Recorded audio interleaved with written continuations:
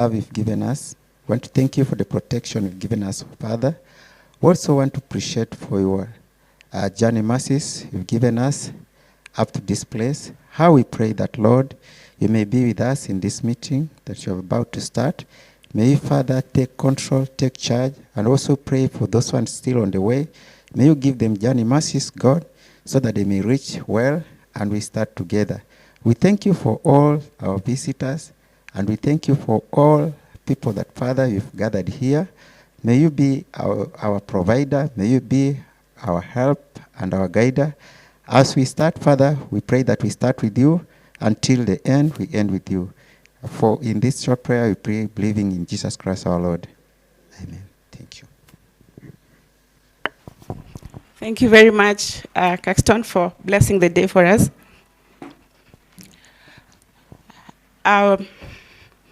We're here to talk about future-proofing of jobs in Kenya. And when you talk about jobs, people must have requisite skills which must be very relevant to be able to perform the jobs, because we know the jobs are owned by the employers, and employers have productivity that they really want to keep improving. So the skill goes hand in hand with the productivity for the employer at the other end. And for the skills to be relevant, the training institutions have to be right on toes to be able to be giving the right content in terms of curriculum. So again, the training institutions come in very handy in this. And for the training institution to be up to date with what they are training on, there has to be curriculum. And the curriculum must meet the needs of the industry. It means, again, the industry must sit right where the curriculum is being developed or reviewed. And again, now the partners in the industry or the employers are very critical here.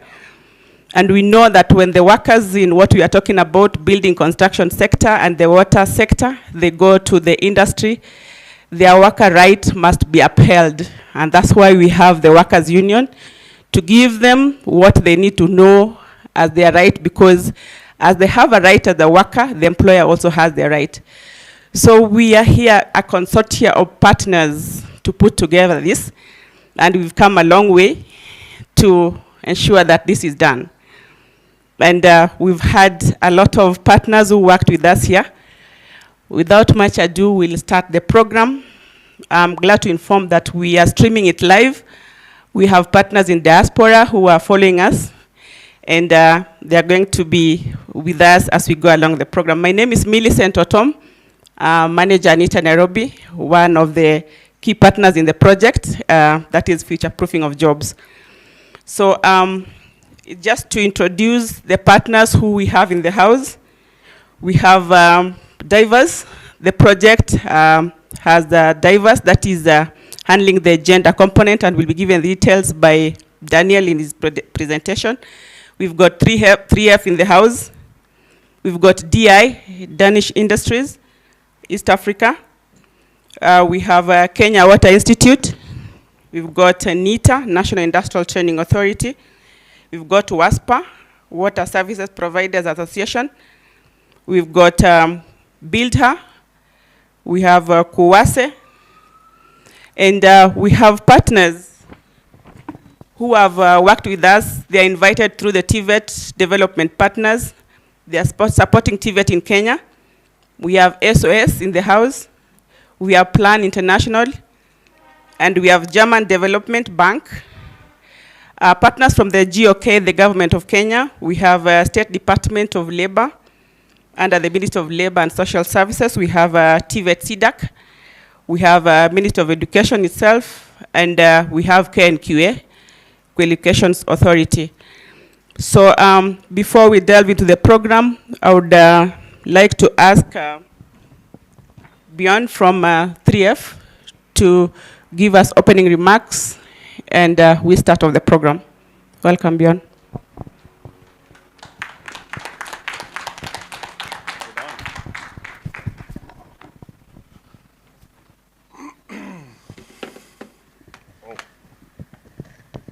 Good morning, everybody.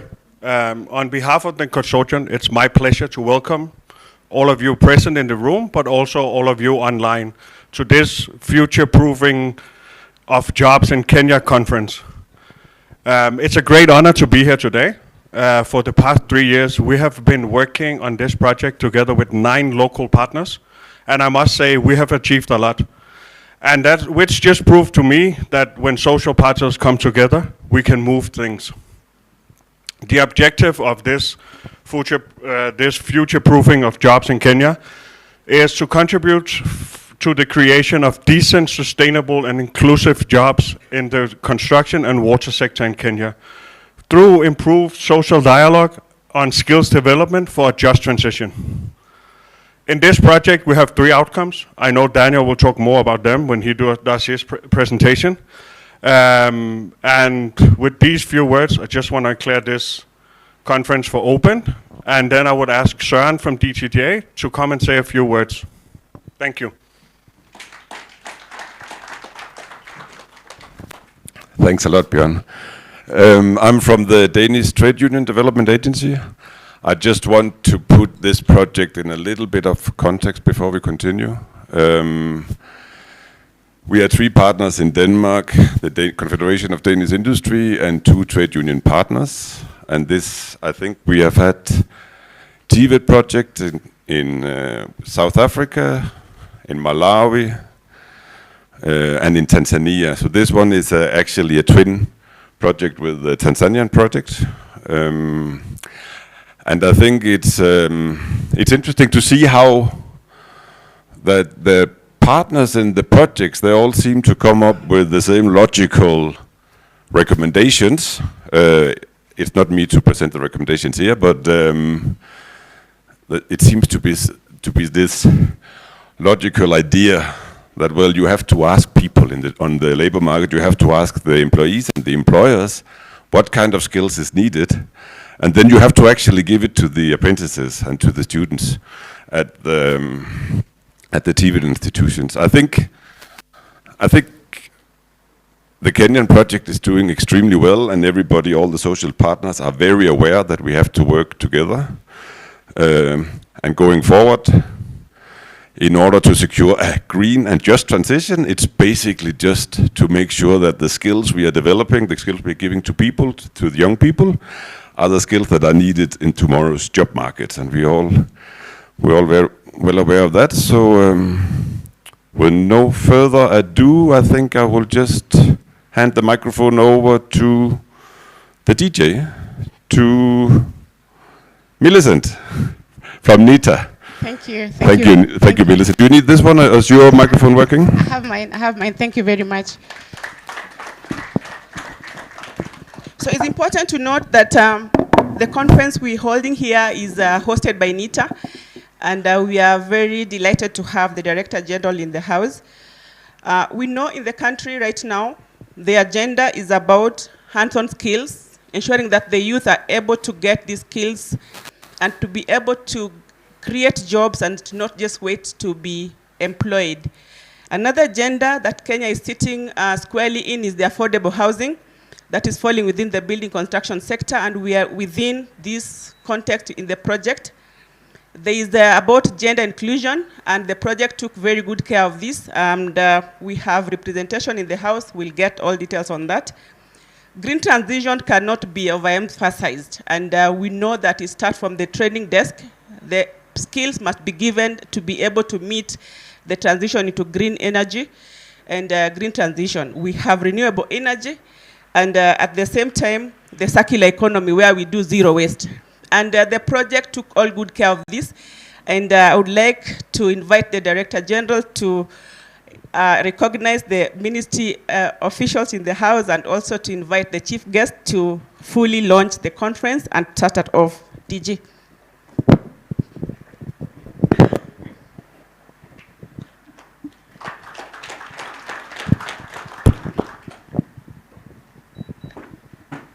Thank you very much, Madam Millicent, for this opportunity to be present in this very key meeting. I think it's our pleasure as the National Industrial Training Authority to have been a part of this key process, especially when we are providing skills development for beneficiaries, more so focusing on the building and construction subsector. And you are aware that the government is actually focusing on this particular value chain.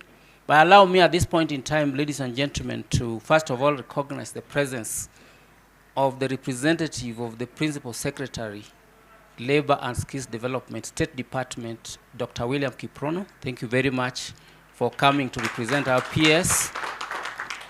But more importantly, to recognize and appreciate the presence of our dear partners who have been listed before. But allow me just to list them again because some of them we've met and have played very critical roles. The Divérs 3F, Danish Industry East Africa, KEWI, our implementing partner, WASPA, Builder, SOS Plan International.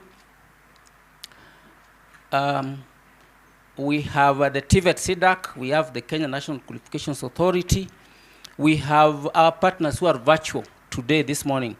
But allow me, ladies and gentlemen, just to pick a few items from an 8-page speech that I was given to make some remarks just before I invite Dr. Kiprono to officially open this. That as an authority, we are delighted to have been part of this process, which we think we are going to sustain.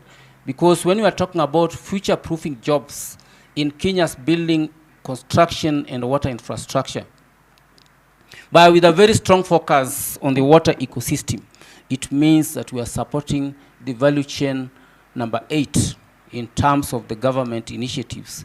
And more importantly, that we are supporting the bottom-up economic transformation agenda. And we are looking at the fact that we have transformed about over 1,000 beneficiaries through this transformative program. And of these, 250 of them were actually passed through National Industrial Training Authority, for which we are indebted to the partners. And we look forward that this particular process will be sustained by us as NITA, and through the support of the State Department for Labor and Skills Development, we are going to be able to ensure that we sustain the same. In fact, as we talk today, this morning, you are aware the President is going to pass through the Ruiru Affordable Housing Project this morning, just to look at the extent to which we are going to support the beneficiaries who are on site with the similar trade areas that we are discussing here today that the partners have actually supported. So in this context, we want to say then that we are really grateful to the partners. We benefited a lot, and we want to say that what has been uptaken from this particular process will be sustained by us as NITA. And we are looking forward that skills development in Kenya is basically industry-driven. And therefore, the industry that sits with us today here will then, cascade the same to other partners who can then build on other trade areas that will allow this economy not only to satisfy the local employment demands, but as you're aware, we are also exporting labor to a target of at least 1 million beneficiaries, and to diaspora remittances totaling to at least 1 trillion. So that particular target cannot be met if we do not have the support of you as partners, and if we as agencies do not take it to the extent that we provide quality training programs, quality assessment and certification, so that we can be able to support our economy in terms of internal and external labor export. And with those very few remarks, or many remarks, allow me to have the presence of Dr. William Kiprono to come and make the official remarks on behalf of our PS. Karibu, Dr. Kiprono, and thank you.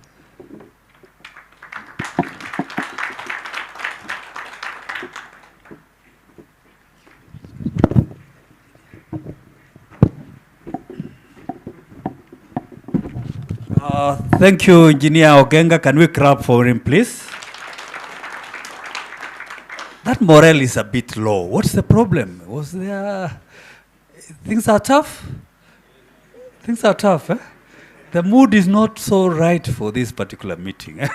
Can we do a clap, a good one again for the DG?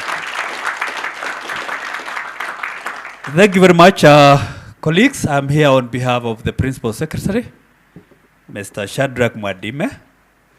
He has told me to pass his regards to you people. He intended to be with you, but due to other issues here and there, he was not able to come. However, I'll try to fit on issues. If the PS himself was here, it would have been much better. but I'll try my best to see that I pass his message. And before I read his speech, let me appreciate all those who have spoken. Yeah, I think you've done very well. Our partners, I want to say thank you very much for your coming today here. Thank also the organizers of this particular forum. You know, it's well organized. I'm so impressed and I'm so happy, despite the mood being a bit low, but I know as we go ahead, things will go up. The stakeholders who are here, I want to say, karibuni sana. This is very good for you people to be here. I have had an opportunity to talk to a few of you, and I see Bwana DG, these people they have some issues to be dealt with. So this forum is very important. Otherwise, without much ado, let me read the speech from the Principal Secretary, which he has given to me.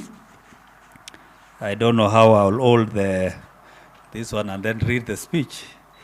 That's okay, guy. Do I read it when it is with the microphone here? I don't know what will happen. But do you hear me, guys?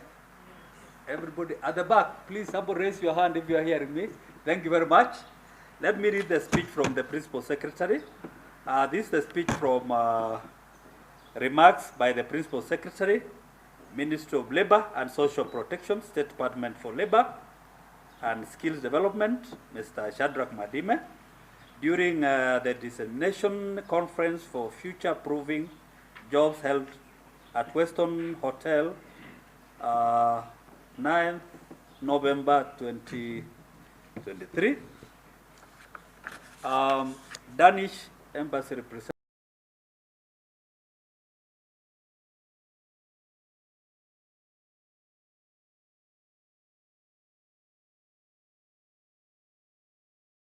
I wish we would have done some few introduction to know who is here, but I'm very sure they could be around.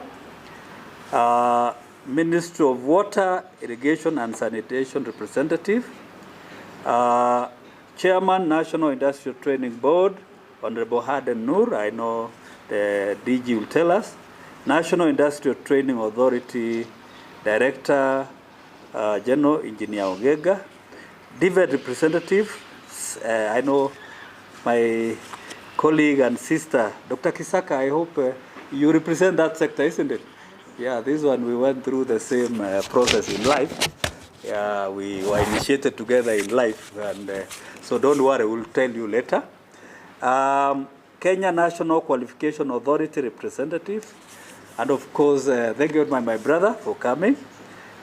Distinguished guests, all of you who have not mentioned, you are very distinguished on behalf of the team here. Ladies and gentlemen, I want to say a good morning to all of you. Today we are gathered here to reflect on milestones achieved through the future proving of jobs in Kenya, building construction and water infrastructure project. This is timely as we endeavor to confront a challenge crucial to Kenya's prosperity, youth unemployment, which we know that's the biggest challenge to all of us. Our youth, those aged between 18 to 35, that is what we call a youth in this country, when people, the age between 18 and 35. I know globally, others have their definition of who a youth is, but that's the Kenyan definition of a youth. That one constitutes a vibrant segment of our nation, numbering of over 13.6 million. That's a big number, of course, with our population, for those of you who know where we are. Yet we must grapple with the reality that out of this, that 13.6 remain unemployed. So out of that 13.6 million youth, that 11.4% remain unemployed. The government recognizes the urgency of the matter, and the time for decisive action is now, if not yesterday. We must bridge the gap between training and industry, ensuring that our curriculum are aligned with the market demands. Apprenticeship, internships, and vocational trainings must be expanded and made more accessible. As a government, we continue to strengthen partnership with key partners to ensure that our youth are not just job seekers, but job creators. Equipped with the entrepreneurial skills to innovate and excel, initiatives such as this one by Danish Ministry of Foreign Affairs, DANIDA, and our government agencies have shown us that with the right support, our youth can lead the charge in the economic development. This partnership has realized numerous milestones, especially in the area of building construction and water infrastructure. It is a partnership that is clearly aligned with the government's agenda. Of course, you know it is called BETTER, or bottom-up economic transformation, and one which the ministry is committed to strengthening further. Globally, quality skills development has been directly linked to youth employment and sustainable economic development. If anything, relevant skills, competences, and access to jobs will accelerate the progress on the sustainable development goals, resulting in economic empowerment for all. Skills training remain a big contributor for job creation, which is a major driver for economic development and the realization of the government's skills transformation agenda. For this to be a reality, there is increasing and significant demand for skilled workers in industries in Kenya, and also a demand for improved quality of goods and services that meet both the local and international standards. This entails having the right skills set needed for the industry in the job market. Central to this is access to education, vocational and lifelong learning for skills development and enhancement. Ladies and gentlemen, successful industrialization therefore can increase productivity and unleash more dynamic sectors in Africa that can create and sustain job creation, thus absorption of labor. Some industrialization policies that show good promises in Africa are skills transformation, agriculture-driven transformation, local content and local participation, modernization of the services sector, export-oriented manufacturing, and enhancement of infrastructure. Industrialization, along with industrial policy, has experienced a revival as a central component of development strategies in Africa and beyond. For many years, productive sector interventions were undervalued and productive government involvement in the structural and industrial development of economies was largely discouraged. However, governments in both industrialized and developing countries have witnessed the strategies necessary for industrial policy to sustain growth through industrial change. Whilst Kenya is keen on realizing the government's skills transformation agenda aspiration, the lack of adequate skills is still a challenge to labor productivity. Skills development is a paramount because it not only stimulates the creation of sustainable development system, but it also contributes towards enabling the informal sector to become competitive not only on a regional level, but on a global scale as well. As per the Kenya Digital Master Plan 2022-2023, the plan encompasses of a digital skill pillar that is focused on the development of digitally workforce that is grounded on ethical practices and social culture value to implement. With a policy in play, the state has the opportunity to ensure the skills development is coordinated in an effective and efficient manner. Assessing the framework within the context of globalization, digitalization, and automation, providing an avenue for lifelong learning and the development of relevant skills, this aligns with the evolving nature of the labor market that is characterized by digital disruption and the fourth industrial revolution. Our focus must also be on inclusivity, ensuring that no young Kenyan is left behind due to gender, background, or economic status. The government's commitment to policies that support youth employment will be unwavering in this situation.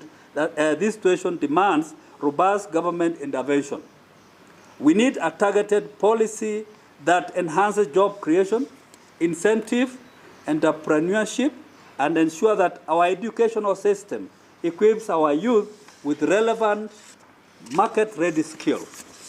As a nation, we must commit to nurture a generation not just capable of seeking jobs, but of creating them, thus securing the economic future of Kenya. Ladies and gentlemen, I am pleased by the conversation we are having today, because the need for our youth to be connected to broader growth, employment, and development strategies is crucial. It is important that our stakeholders, or that all stakeholders, come together in setting standards, participating in designing training curricula, and contributing to more practical and less theoretical approach to training. This means that the government must work hand in hand with social partners, build policies that link skills development to today's labor market and technology, and promote trade and investment to generate more jobs for our youth.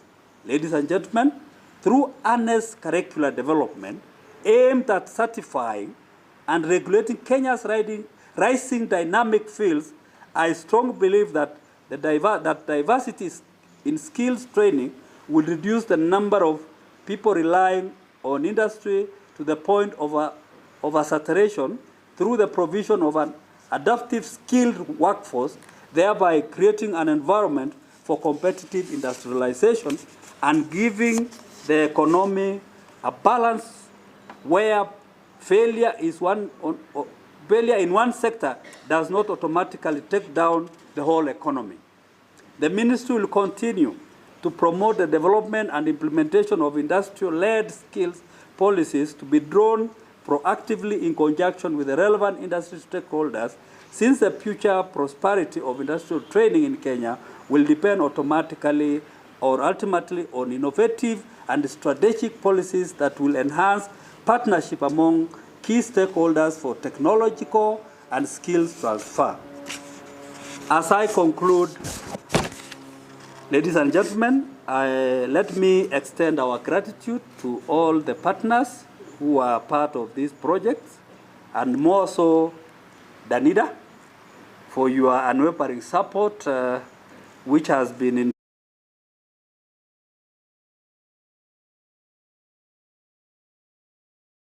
the industry, as 1,060 young individuals who have been trained and certified by NITA will contribute to the development of our country, thereby reducing the youth unemployment rate and driving the economic growth forward.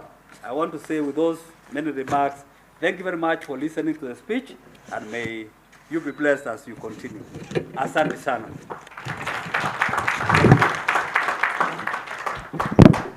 Thank you very much, an PS representative.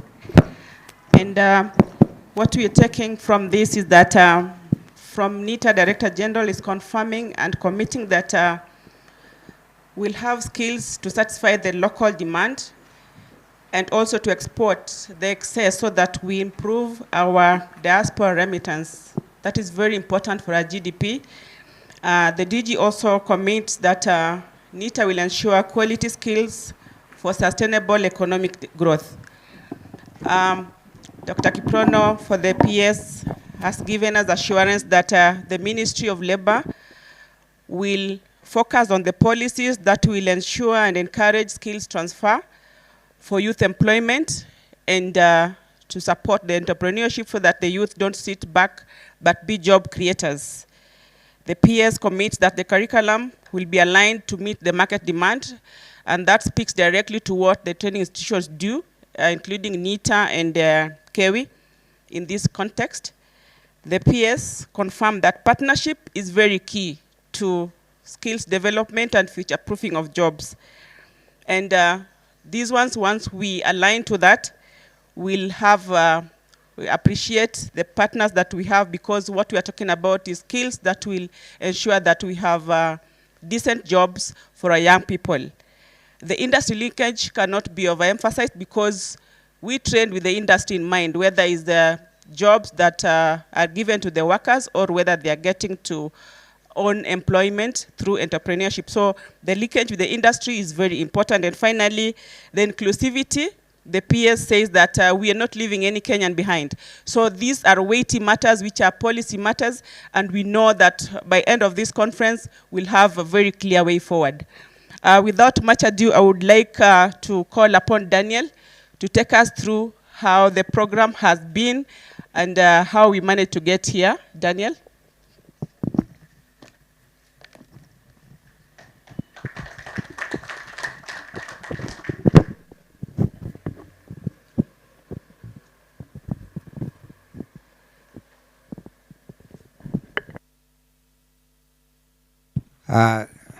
Our guests, invited guests of honor, our partners, stakeholders, good morning. It's very good to see you here this morning, and thank you for those introductory remarks, and thank you also to the peers for making effort and even participating through representation. Thanks, DJ, NITA also. We are always happy to have you. And I can also see we have the KEWI team who have walked in. Also, thank you very much for finding time. And all the other stakeholders. I think this is a great day because we are going to have a very wonderful interaction. We are going to engage on these issues and, of course, arrive at a way forward.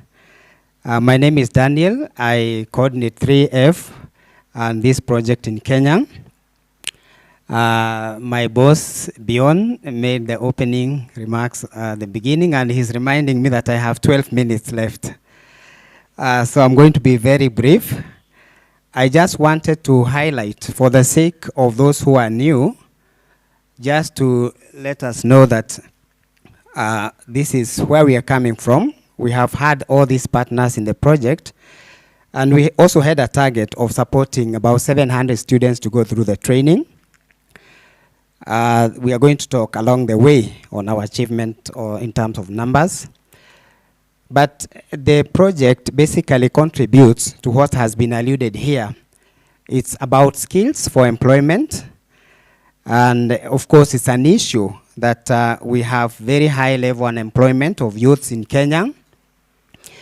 But even when we think about it, where are these jobs, or where are jobs? And when you think about artisan courses, training, vocational training, then you find that there are opportunities, but maybe what the youths are lacking is the skills that are required in the industry.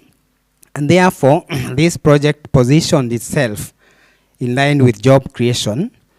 And of course, at that point, there was also the mention about the TVET reforms of 2015, in line with, CBET, and also the National Skills Program on lifelong learning and recognition of prior learning. And we actually had 3 outcomes, just to try to move a bit faster.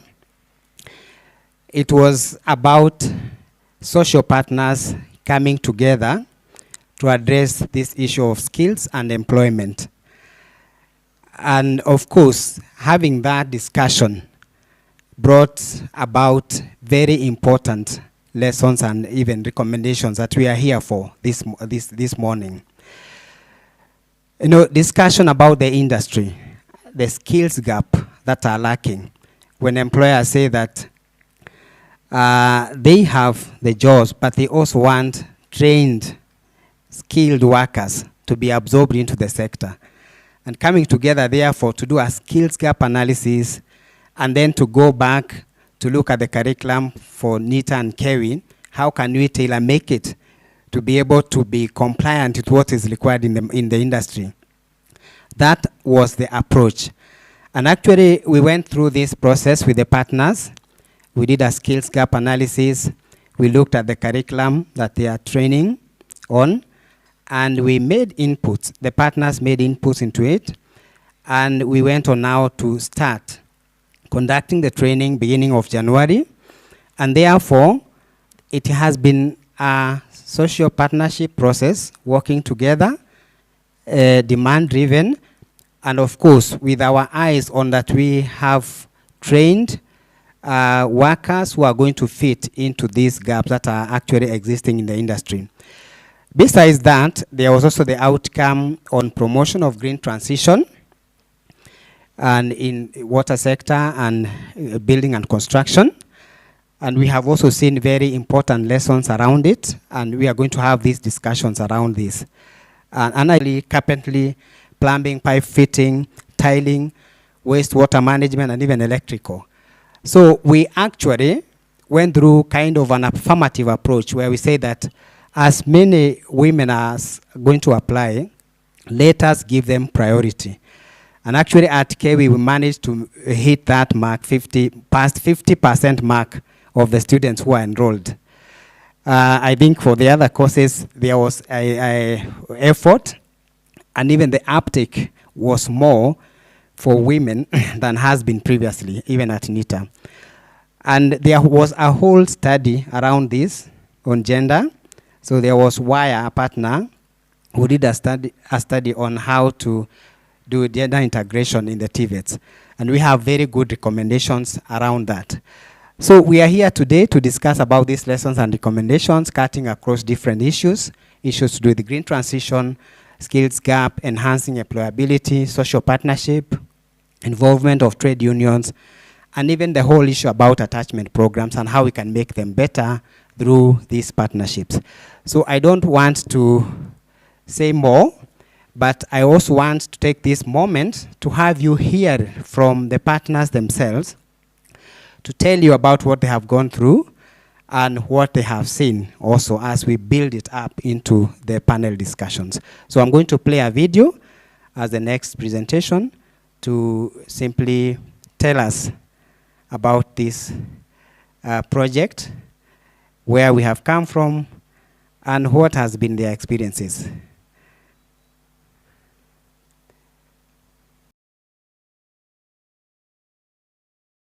Advancement towards industrialization. For a decade now, major reforms in the TVET sector have been taken towards promotion of access, equity, relevance, and quality technical and vocational education and training in the country, ensuring availability of skillful manpower needed to drive the economy towards the attainment of the Vision 2030.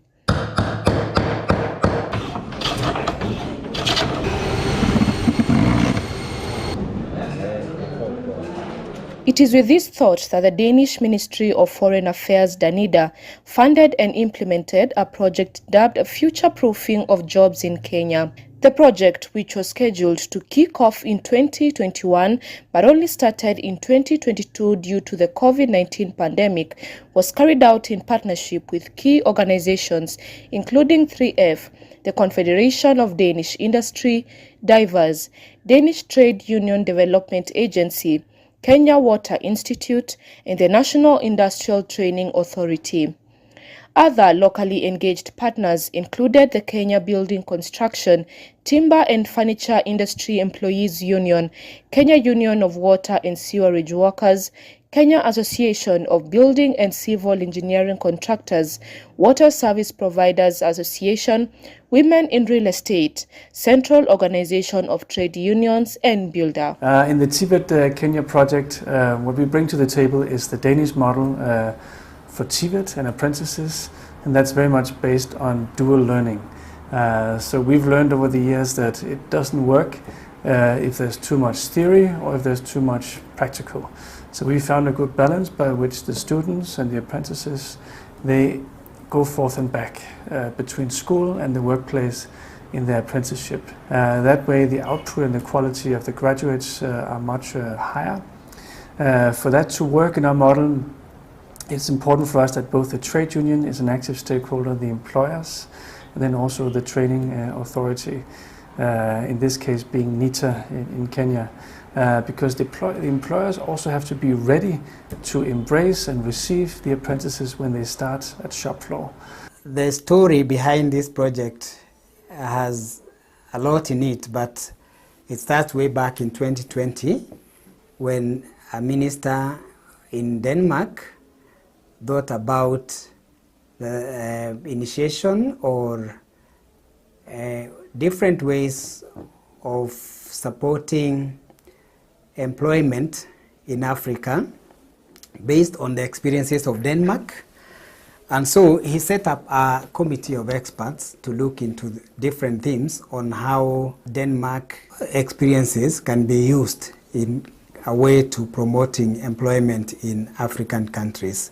From the inception, I participated in the project, both at the design level and at the implementation level. We have had a very successful program in that it will impact the students, especially the artisans, positively. In our previous engagements, we have not had a serious focus on gender and also the green aspects of water. When it comes to the project that we are talking about right now, the Kenya TVET project, it really came in at the right time where the country is really pushing for the young people to embrace the hands-on skills. Again, in the project, NITA has been the main partner in training. The intention of us now getting into training in this area is just to revamp the skill sets for the building construction sector. And this has given a lifeline to the youth, the Kenyan youth that have taken part in the project. And we have seen great transformation happen. We received young Kenyans with the Kenya Certificate of Secondary Education, Kenya Certificate of Primary Education. Some of them who have been trying to practice their skills in the construction sector without formal training. So when they got a chance to be in the project, it has been a real game changer. During the enrollment period, the project ensured it attracted both genders equally for all the trade areas. As one of the project objectives, we have been able to do a lot, especially in terms of gender, being the coordinator for gender activities. Actually, we've seen great milestones, and there are many things that we have learned, especially when it comes to supporting female students in the male-dominated areas. These are technical courses that are believed to be very hard or are so much involving. So what are some of the key takeaways for the project in terms of for us at WIRE is one from the report, and the report is a detailed report that we came up with as a result of the research study, is recommendations in terms of gender related governance in the TVET schools at KEWI and NITA, and also just gender policies in terms of how can the gender policy, if the framework is existing in a TVET institution, or if it's not there, what are the necessary people first to be involved. We found that most of the gender related policies, really, they also, in terms of even participation, most of the students are not aware that there is a policy. So it's really strengthening the capacity of the school so that the policy can be implemented. And probably one of the major lessons from this project is that we need to consider our female students because they have many challenges as compared to male students. For this project, we were involved because of the pillar of decent work that speaks to social dialogue. So we were involved to contribute to the creation of decent, sustainable and inclusive jobs in the construction sector in Kenya through improved social dialogue on skills development. And over time, it's been identified that skills development is a critical issue that touches on the three parties. This is the employers, the workers, and the government.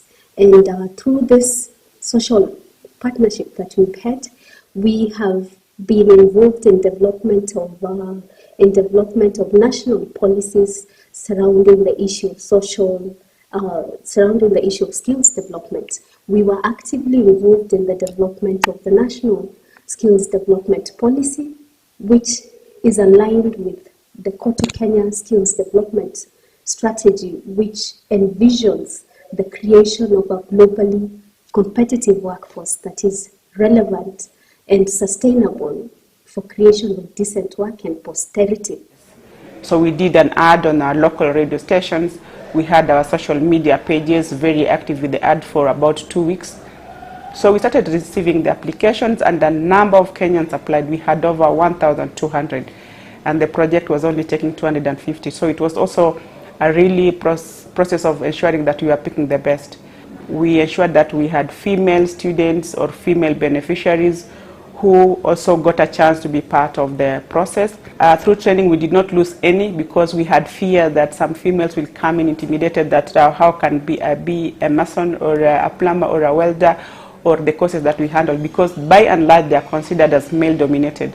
But I'm glad to report that our 68 female trainees trained through to it, and they completed their training. Right now they are all on attachment and doing a good job competing competitively with the male counterparts. And we found that there was quite a huge mismatch in terms of skills, and these skills were in terms of masonry, carpentry, tiling, electrical installations, plumbing, and also painting. After a sit down with the players, that is construction companies, they told us what they were lacking and their places of work. The applications were made by these students who were willing to join the construction sector, and they were quite huge. We went to NITA and also to KEWI. We have a sat down. We did shortlisting of the students, where now we were left with 501 as per two institutions. At the selection, we assumed that Kenyans who had come in were able to foot their bills and be able to support themselves in terms of tools of training and the PPEs, or what we call personal protective equipment. So this was overlooked at the time of project inception, and we did not provide for it. But I really want to thank our partners, especially the 3F. When we brought up the challenge, the lead, 3F being the lead, they allowed us to do adjustment in the budget, and we managed to buy the training tools for our beneficiaries. That worked very well for us. We also got nicely branded dust coats to help them now cover for the PPEs. Initially, the project, we were to handle 450 beneficiaries at NITA in building construction trades. But we had assumed that we are picking Kenyans who are within Nairobi. But when we sent out the advertisement, we got application from all the parts of the country, and we had people who could not day school, because if one is coming from Meru or from Mombasa or Kisumu, they had to be within the hostel to be able to board and train from the hostel based on where they're coming from.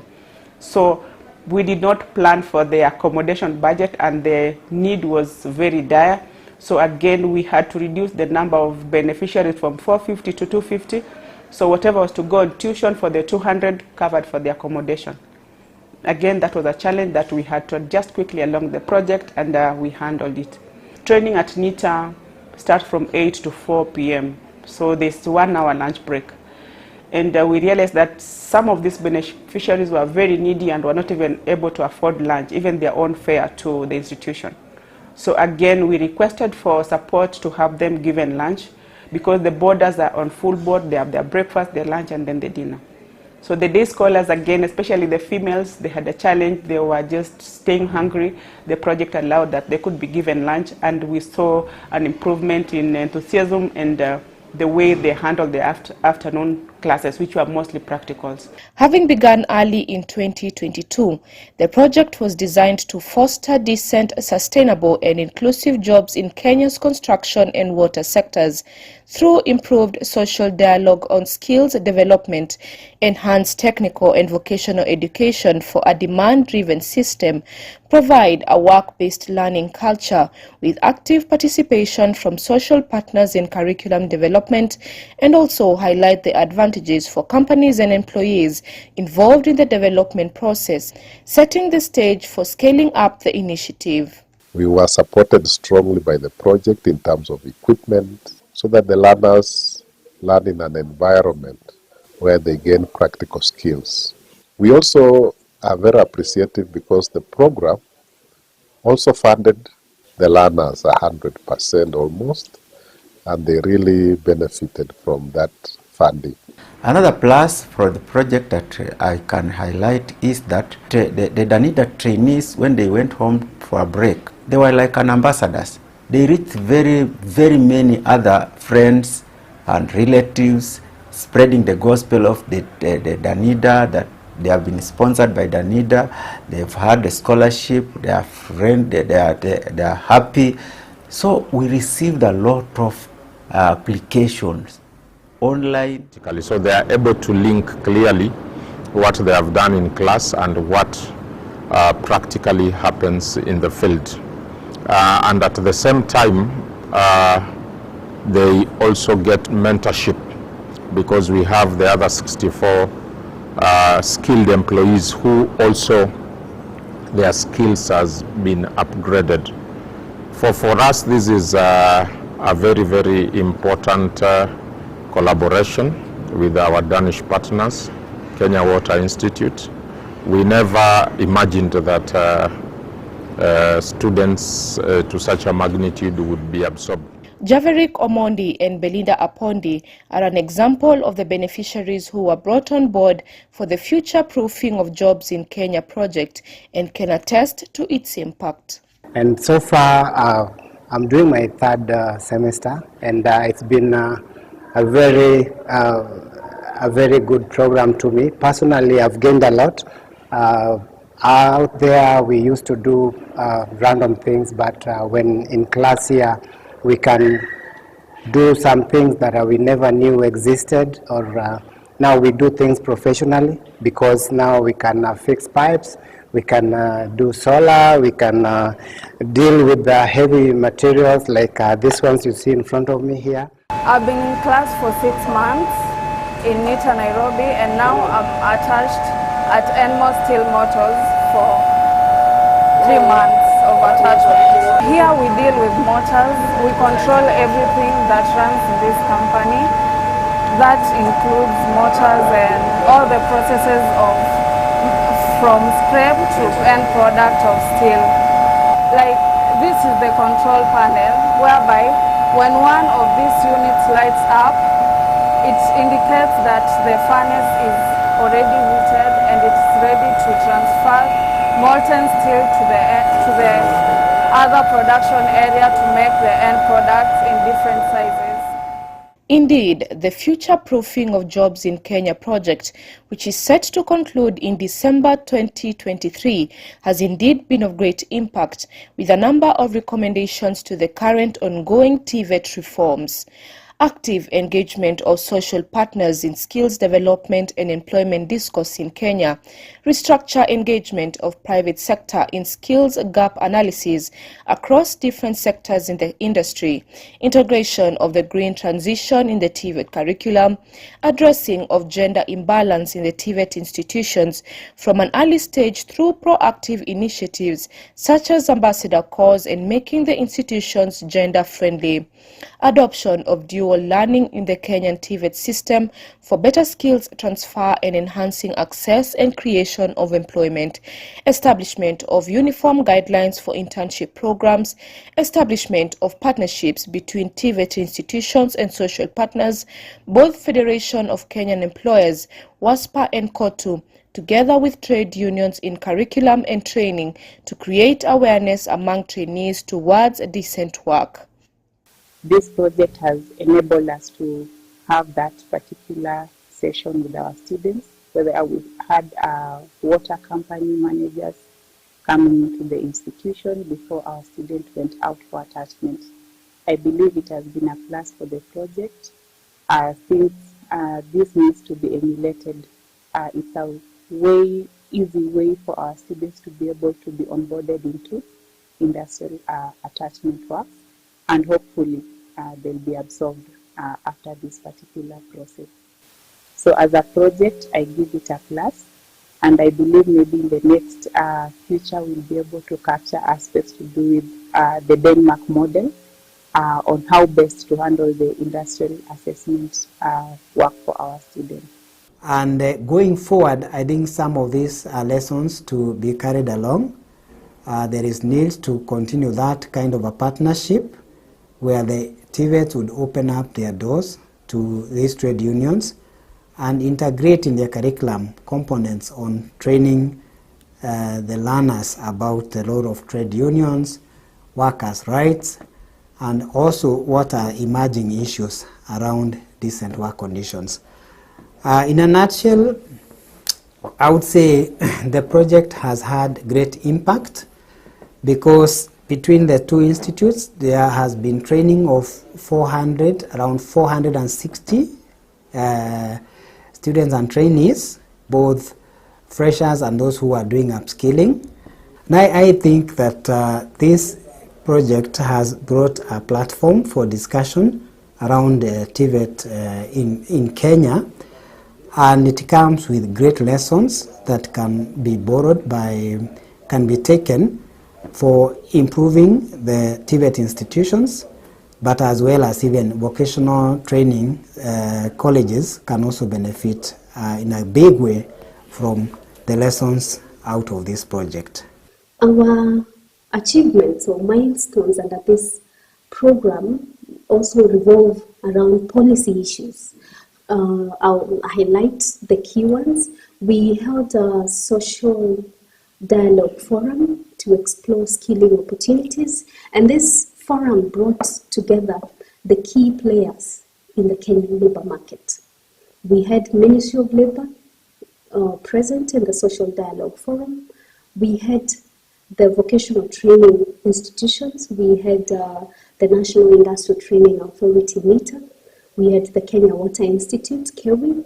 We had representation from WASPA and CAPSEC, and it was basically to get a feel of what is it that the industry is demanding in terms of the labor that we supply as the workers in the labor market. We hope that again, our funders, DANIDA, we have done the pilot very well. So we look forward to having now a bigger rollout of the project so that we cover the number that we had initially in mind. We were looking at 450 at the pilot, but we only managed 251. So we appeal to DANIDA to review the pilot report that we'll work on together with the key project partners and have now sustainability probably in another phase of the project. In recognizing the fast-changing labor market demand in the water and construction sector, the project has keenly engaged 28 companies in both sectors in exploring opportunities for workers to acquire new skills and update existing skills. Adopting to this model, the companies now understand the importance of upskilling and promoting decent employment, where workers obtain certification to fit into the quick-changing world of work. Skills development plays an important role in national development, attainment of sustainable development goals, decent work, and social advancement.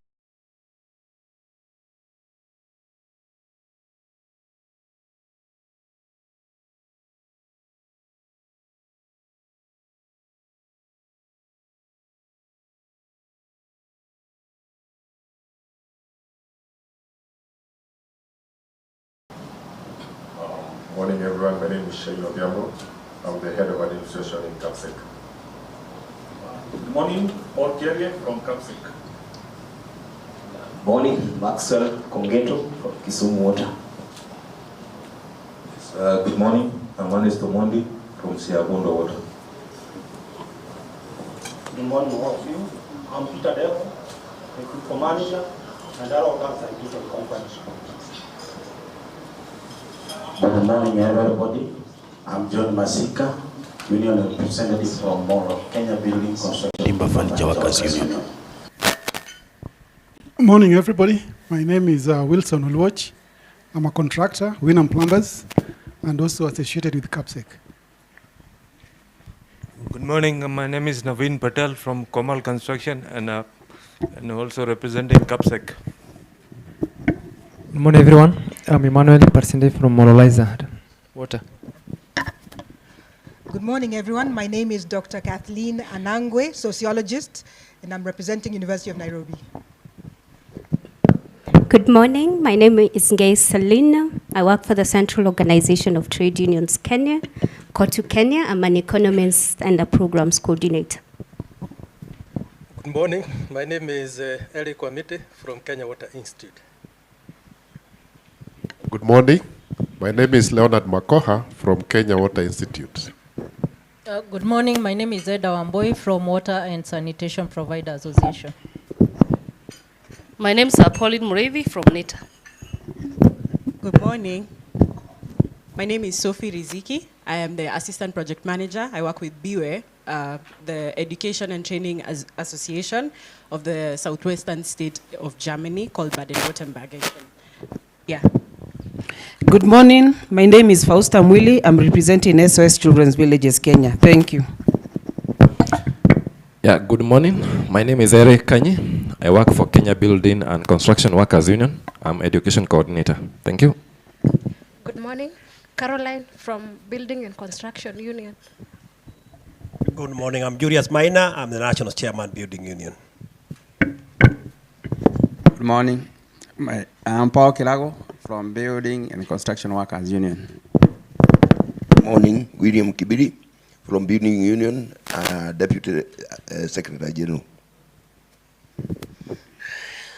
Morning. Mark Otiende, Branch Secretary, Kenya Building and Construction, Kisumu Branch. Good morning. I'm Dorcas from Kenya Building Workers Union, Ebu Branch. Morning. Ruben Korir, member of the WASPA Executive and MD Nakuru Rural Water. Yes, good morning, everybody.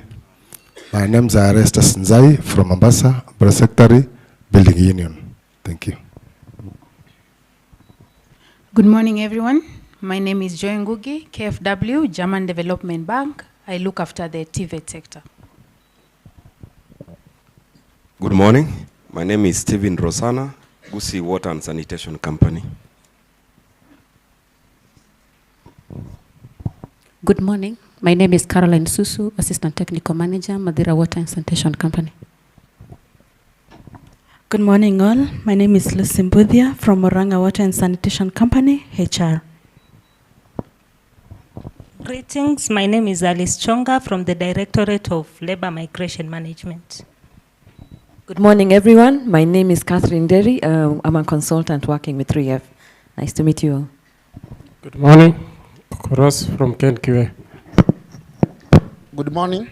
I'm Clement Zimi from Water and Sanitation Company. Good morning. I'm Evelyn Otuka, NITA Kisumu. Good morning. My name is Stanley Njoroge from Kenya Water Institute. Good morning, everyone. I'm Veronica Muhia from Kenya Water Institute. My name's Kamonya Masi from Kenya Water Institute. Good morning, Ezekiel Samak, Minister of Labor. And I'm Jafet Samoe from Eldoret Water and Sanitation Company, Admin Officer. We are done, right? Let's clap for everyone. Huh? Thank you. Asante. Now we are settled. So quickly, what we left behind, I think the IT has been able to fix it. We just play the video and then transition to the other session.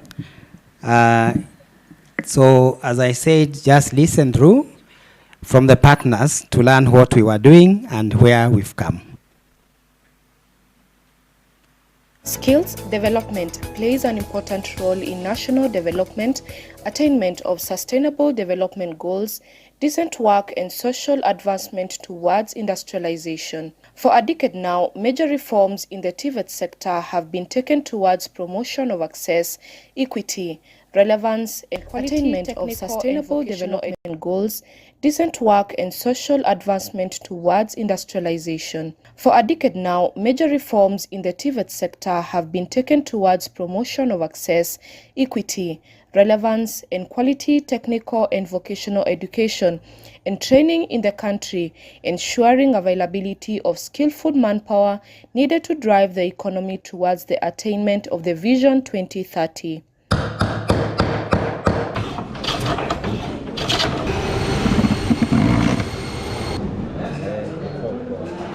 It is with this thought that the Danish Ministry of Foreign Affairs, DANIDA, funded and implemented a project dubbed Future Proofing of Jobs in Kenya. The project, which was scheduled to kick off in 2021 but only started in 2022 due to the COVID-19 pandemic, was carried out in partnership with key organizations including 3F, the Confederation of Danish Industry, Divérs, Danish Trade Union Development Agency, Kenya Water Institute, and the National Industrial Training Authority.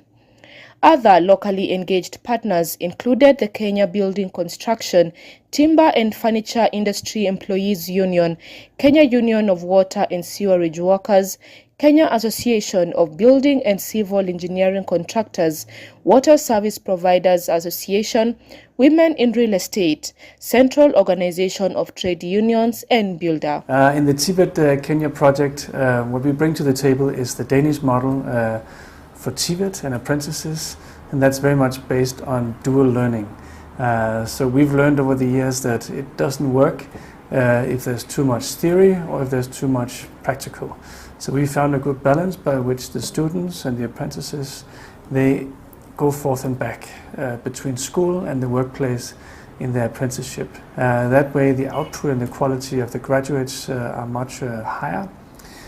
For that to work in our model, it's important for us that both the trade union is an active stakeholder, the employers, and then also the training authority, in this case being NITA in Kenya, because the employers also have to be ready to embrace and receive the apprentices when they start at shop floor.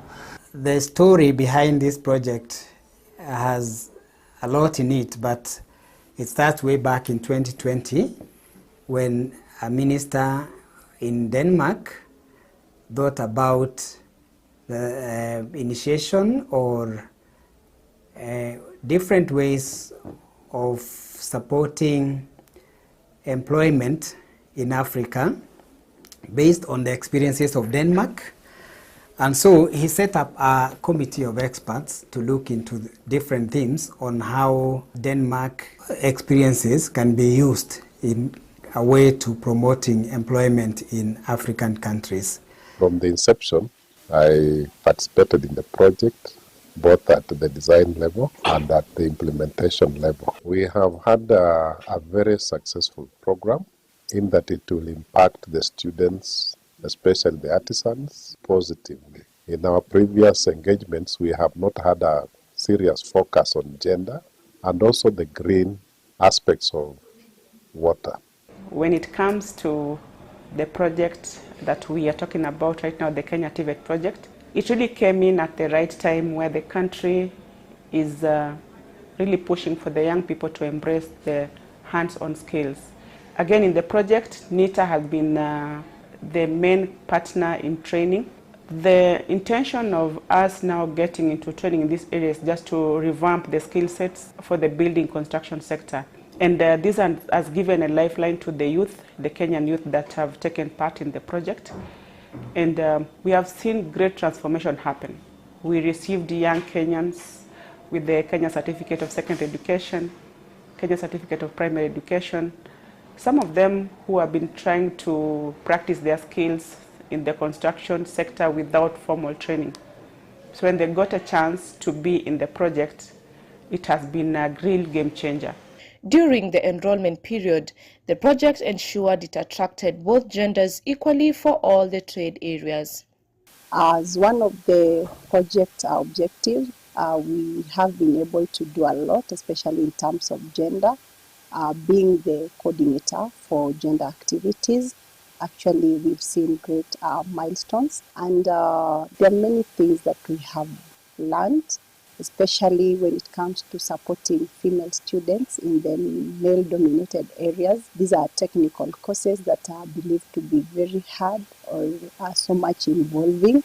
So what are some of the key takeaways for the project in terms of for us at WIRE is one from the report, and the report is a detailed report that we came up with as a result of the research study, is recommendations in terms of gender related governance in the TVET schools at KEWI and NITA, and also just gender policies in terms of how can the gender policy, if the framework is existing in a TVET institution, or if it's not there, what are the necessary people first to be involved. We found that most of the gender related policies, really, they also, in terms of even participation, most of the students are not aware that there is a policy. So it's really strengthening the capacity of the school so that the policy can be implemented. And probably one of the major lessons from this project is that we need to consider our female students, because they have many challenges as compared to male students. For this project, we were involved because of the pillar of decent work that speaks to social dialogue. So we were involved to contribute to the creation of decent, sustainable and inclusive jobs in the construction sector in Kenya through improved social dialogue on skills development. And over time, it's been identified that skills development is a critical issue that touches on the three parties. This is the employers, the workers, and the government. And through this social partnership that we've had, we have been involved in development of national policies surrounding the issue of surrounding the issue of skills development. We were actively involved in the development of the national skills development policy, which is aligned with the Kotu Kenya skills development strategy, which envisions the creation of a globally competitive workforce that is relevant and sustainable, creation of decent work and post. From the Kenya National Qualifications Authority, Mr. Vincent Cook, please join us on stage.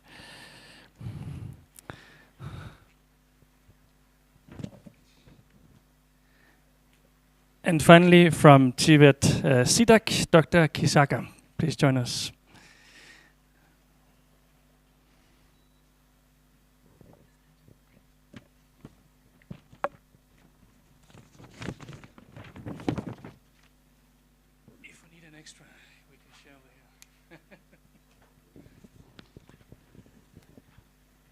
Thank you, and I think we are complete on stage, and I was actually happy that our chief guest said that we needed to get properly introduced, all of us, because we are quite a few stakeholders here today.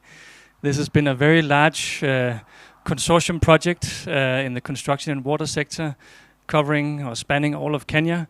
So I hope you got a feel for how many stakeholders we've actually managed to gather and convene for this and play a part to create an impact for TVET in Kenya.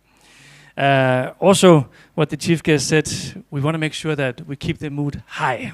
We cannot have he feels that we're doing low on energy. So let's keep it energetic in our comments. We're going to keep these panels rather short.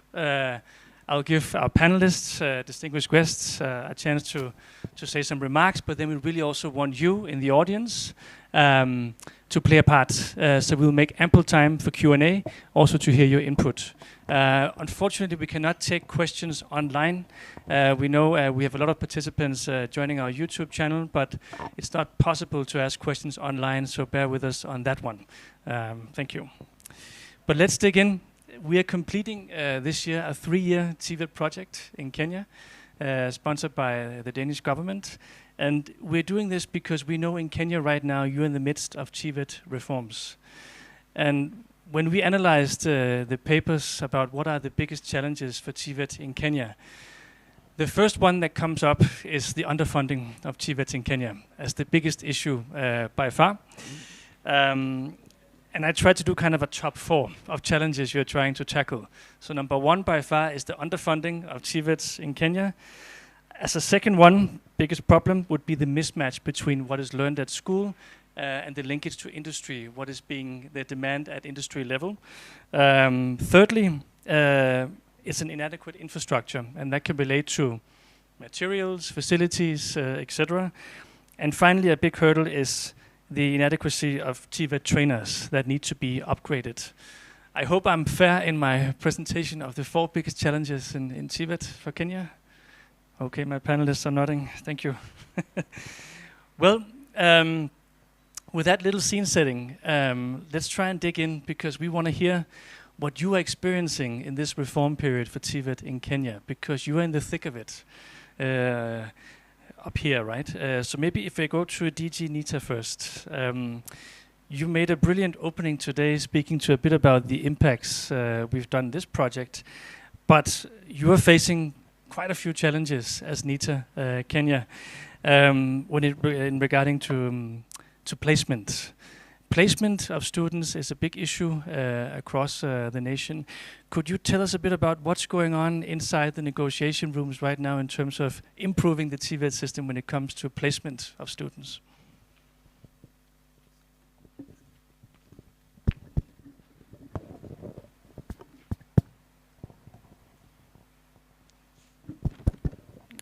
Am I audible? Yeah, thank you very much, Master of Ceremonies, and we are privileged as the National Industrial Training Authority to be part and parcel of this transformation. And you are very clear, and I think in terms of the challenges that we must cope with in terms of supporting the skills ecosystem. And as you are aware from the preliminaries that the Executive Order number 2 of 2023 places labor and skills development under the Ministry of Labor and Social Protection, and that has been sustained. And therefore, as an authority implementing the same, we are mandated to carry out a couple of things. One is to ensure that skilling is done through several approaches, especially to support the industry, reskill, and even cross-skill at the moment. But what is important for us now is that to be able to closely work with the industry and in view of the challenges, one of the functions that we carry out is to ensure that experiential learning is supported by partner industries, and we work through our social partners, closely with FKE, closely with COTU, closely with the industries, and one of the things that we do is to rely on the sector training committees. And you are aware that these sector training committees are transiting to sector-specific skills councils as a function of the State Department of Labor and Skills Development. And therefore, as NITA, then we have a big office that looks at placement of beneficiaries across the industry partners. And the demand is as high as over 300,000 per year. But we're doing less than 100,000 because of the opportunities that exist within the industry partners. And we therefore profile entry behaviors from universities, tertiary institutions, TVETs, TTIs, so that we are able to allow the demands for experiential learning in the industries to be uptaken. But what is coming out clearly, and in view of the statistics that could be drawn from the FKE survey, from the TVET, the Kenya National Bureau of Statistics, it's important to know that the demands have really grown exponentially in terms of what we call placements of attachments. As NITA, what we do is that we motivate the beneficiaries by ensuring that the industrial training levy compliant employers are able to be supported to the tune of 3,000 shillings per month for each beneficiary attached. This is just a motivation. It is not statutory. And as we do that, then what we say is that we are now servicing a demand of up to 50,000. But that's not enough, because that is basically less than 30% of the demands that accrue as a result of the demands from the training institutions.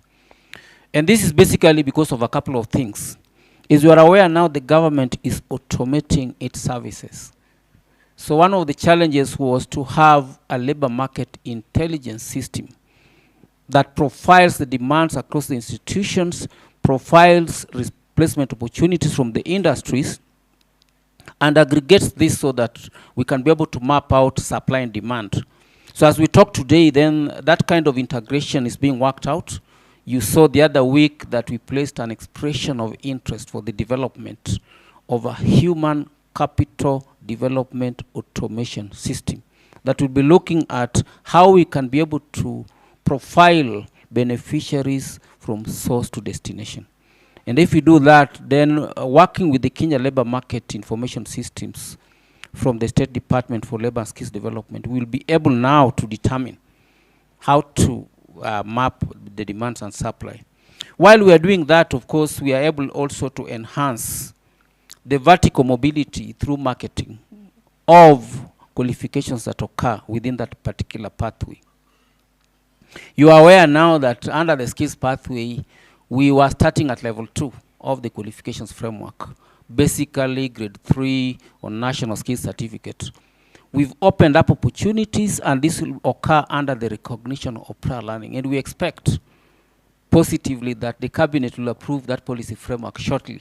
And once that is approved, then we see an exponential demand from both the formal and informal sectors for the purposes of providing opportunities for beneficiaries across both platforms. And once we do that, then we'll be able to satisfy not only the national, the regional, but also the global demands for the purposes of the same, because what is required in terms of the industries and the employers is beneficiaries or clients who are industry driven in as far as technology is concerned. So while we have had challenges of the same, would want to prefer that employers and partners are properly guided in as far as benefits are concerned, because they are the same consumers of the beneficiaries who require to have been properly updated in terms of the industry demands.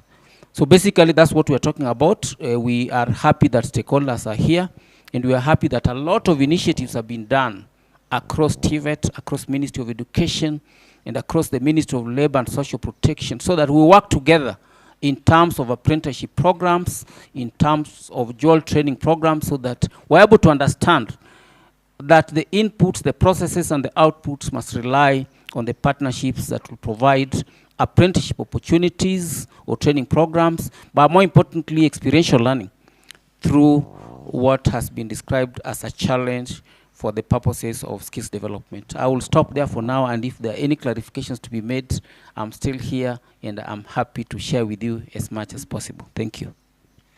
Thank you very much, DG. And thank you for being very short and to the point. Especially, I find interesting the part about automation and digitization of your services. And I'm sure that will spark quite a few questions from the audience today. So that's very interesting that this is on the table within NITA and in the TVET negotiation process. Thank you. Well, allow me now to shift to KEWI, the Kenya Water Institute. Eric Bomiti, the Deputy Director of Academics. Welcome to the panel. I think KEWI has been very instrumental in this project around the greening aspects. And greening is a big word. Greening can mean quite a few things. But in this project, for us, it's meant to see what kind of green technology is out there that we know of that could be useful for water utilities. So we queried all the water utilities to look at what's really needed to speed up a green transition for water management in Kenya. And maybe can you give us an insight? What's going on right now in the TVET reform process when it comes to this big word of greening TVETs within the water sector in Kenya, please? Thank you. Thank you very much. Yes, I'm coming from Kenya Water Institute, which is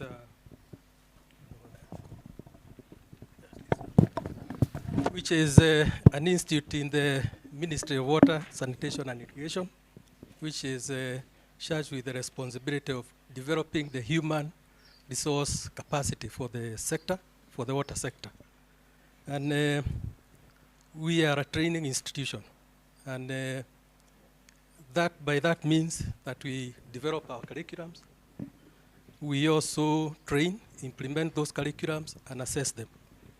And that said, we also need to look at what is happening in the TVET industry today. That the curriculums that we are developing needs to move from knowledge-based curriculum to competency-based curriculum. And we are even moving further to what is called dual TVET. That is, we train half in the institute and half of it in the industry, so that the manpower that we are developing are able to handle critical challenges of the sector. Now, going to the green part of this curriculum, we are talking about the challenges that are facing the water sector industry. Most of them are emanating from climate change.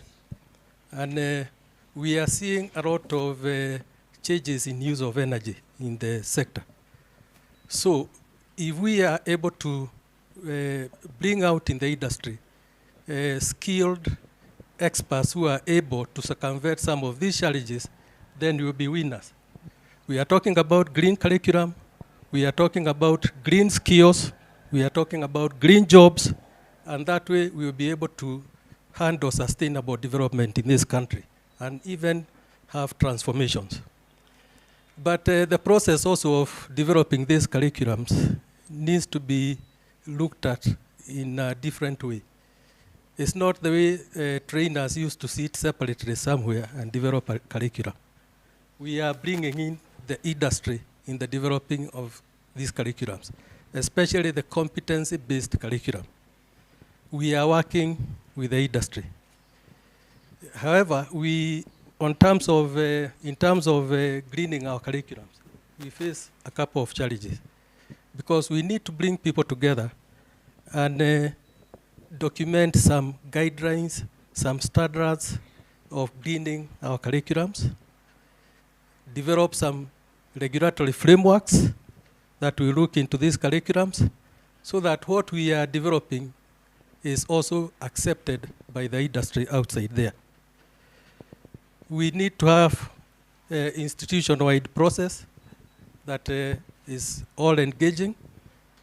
We need to look at inter-institution networks. We need to bring all the institutions that are in this area together so that we are able to address this need. We also need to contribute to development of policies together that will be able to handle the issue of greening our curriculums, so that in all, we can be able to bring out green skills in the industry.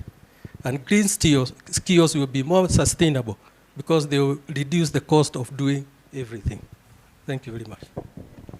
Thank you very much for those remarks and that insight. Well, on that note, I think we're shifting over to the Kenya National Qualification Authority, Mr. Vincent Cook, the Deputy Director for ICT. Well, this is also up your alley, because if we are to succeed with a more advanced TVET system in Kenya, we need to look at recognition of prior learning. If we don't do that, we'll end up leaving a lot of people behind. So could you maybe speak to us about how you see this topic of recognition of prior learning in the new TVET reform? Thank you so much for this opportunity. I want to start by saying KEWI is committed to harmonization of qualifications so that they can be globally recognized and it can meet the international standards, so that the aspect of comparability is brought on the same level. by so doing, it will unlock two things. One, labor mobility, and number two is the issue of trade, because there is no way we can do trade without movement of labor. Back to the question of RPL. RPL is the process of identifying, assessing, and certifying a skill that has been acquired through non-formal and informal learning. Who requires RPL? You and I requires RPL. If you have a skill that has not been certified, that can be looked into, and the assessment process can be done, and you get certified for it. And at the end of the day, you end up getting a job. And this can be looked at not as a whole, in a whole spectrum of training, but you can just look at a particular area. That is why nowadays we are very concerned about part qualifications, and also the issue of micro-credentials. That can be, you can quickly take somebody through them, they complete it, they get certified, and they get a decent job out of it. I've heard about a group here that is dealing with building and construction. If you can be able to identify the sections where, through the industry, where the labor is required in line with that industry, like part qualifications like laying of tiles, plumbing, painting. If there is a certain area that through research, you can be able to see if we have a shortage in such a particular area, tailor-made trainings can be done, people taken through at RPL in those sections, and they get certified out of it. The process of RPL is starting with the first stage, which is about identifying a skill that has not been certified. You take them through the building of the portfolio of evidence. It goes through the assessment process, and at the tail end, you certify that skill. On the possible areas that partnerships and collaboration, all this requires partnership and collaboration. Some of the areas that might require a lot of this includes targeted training on particular sectors based on the demand driven by the industry. Another one is about workforce improvement, especially in the industry. When you find a set of employees does not have a particular skill, RPL is the shortcut to acquiring that skill, certify the skill. Quality assurance is another area which is very important.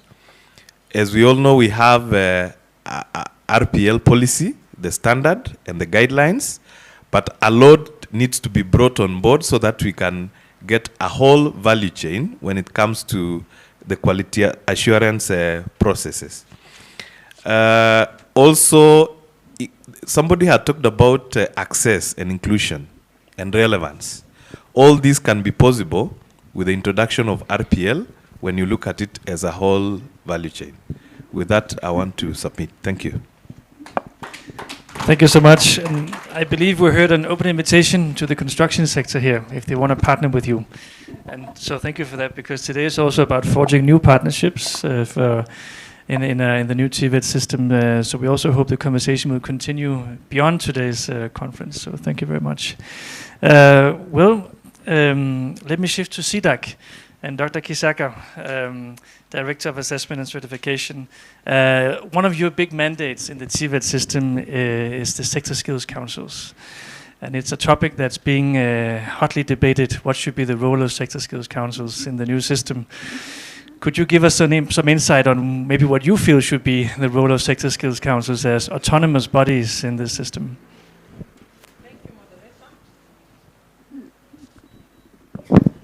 Thank you, moderator, and good morning again, the viewers.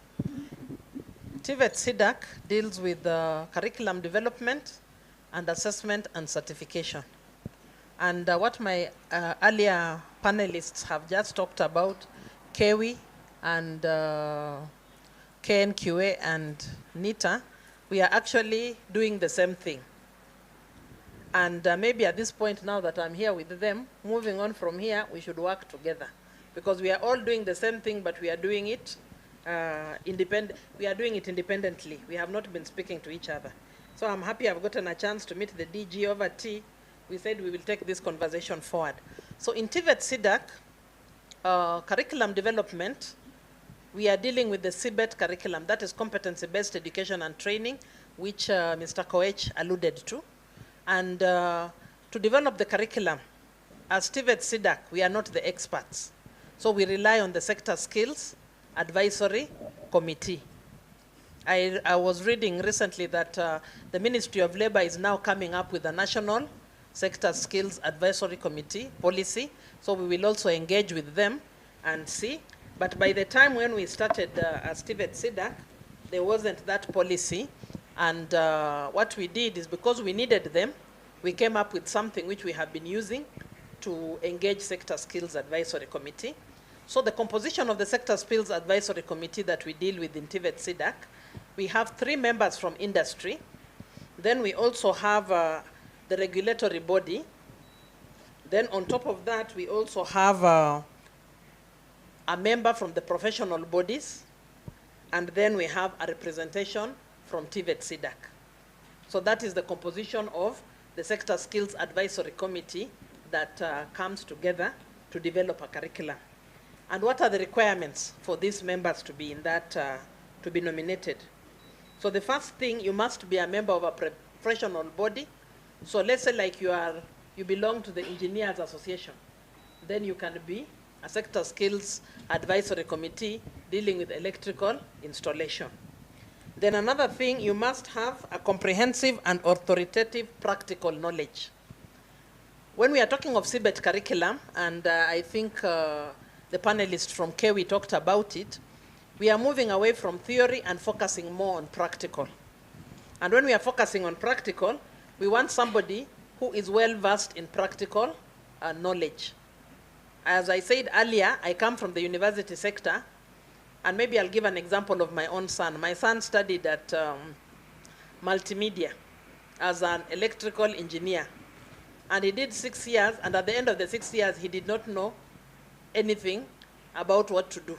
So when he was on attachment, he got a chance. The first day he went in a suit. After going in the suit, the next day he went in without a tie. The third day he started going in a t-shirt and sneakers. And I was asking him, what is happening? And he was telling me, I realized I don't need this suit because every day I'm on a ladder, I'm climbing trees.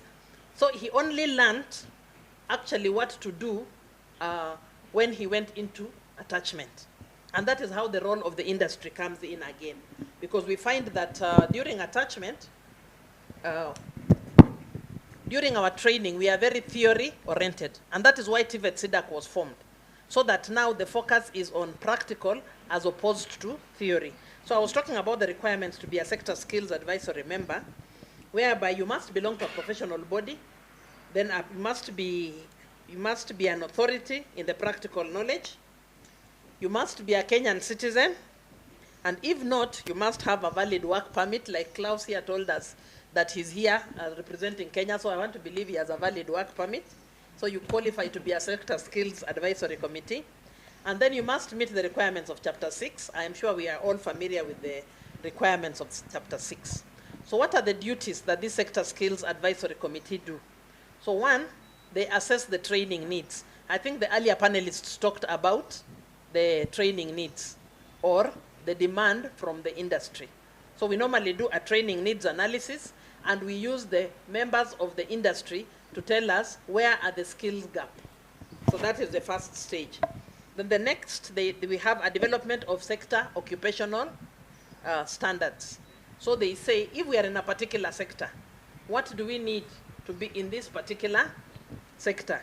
So through that, working with the team, they say this is the first thing we do, this is the second and the third. And maybe if I can give you an example. I'm sure that all of us have homes we come from, and within our homes, we have people we employ. Here in Kenya, we like to call them house technicians, but the person who helps you in the house.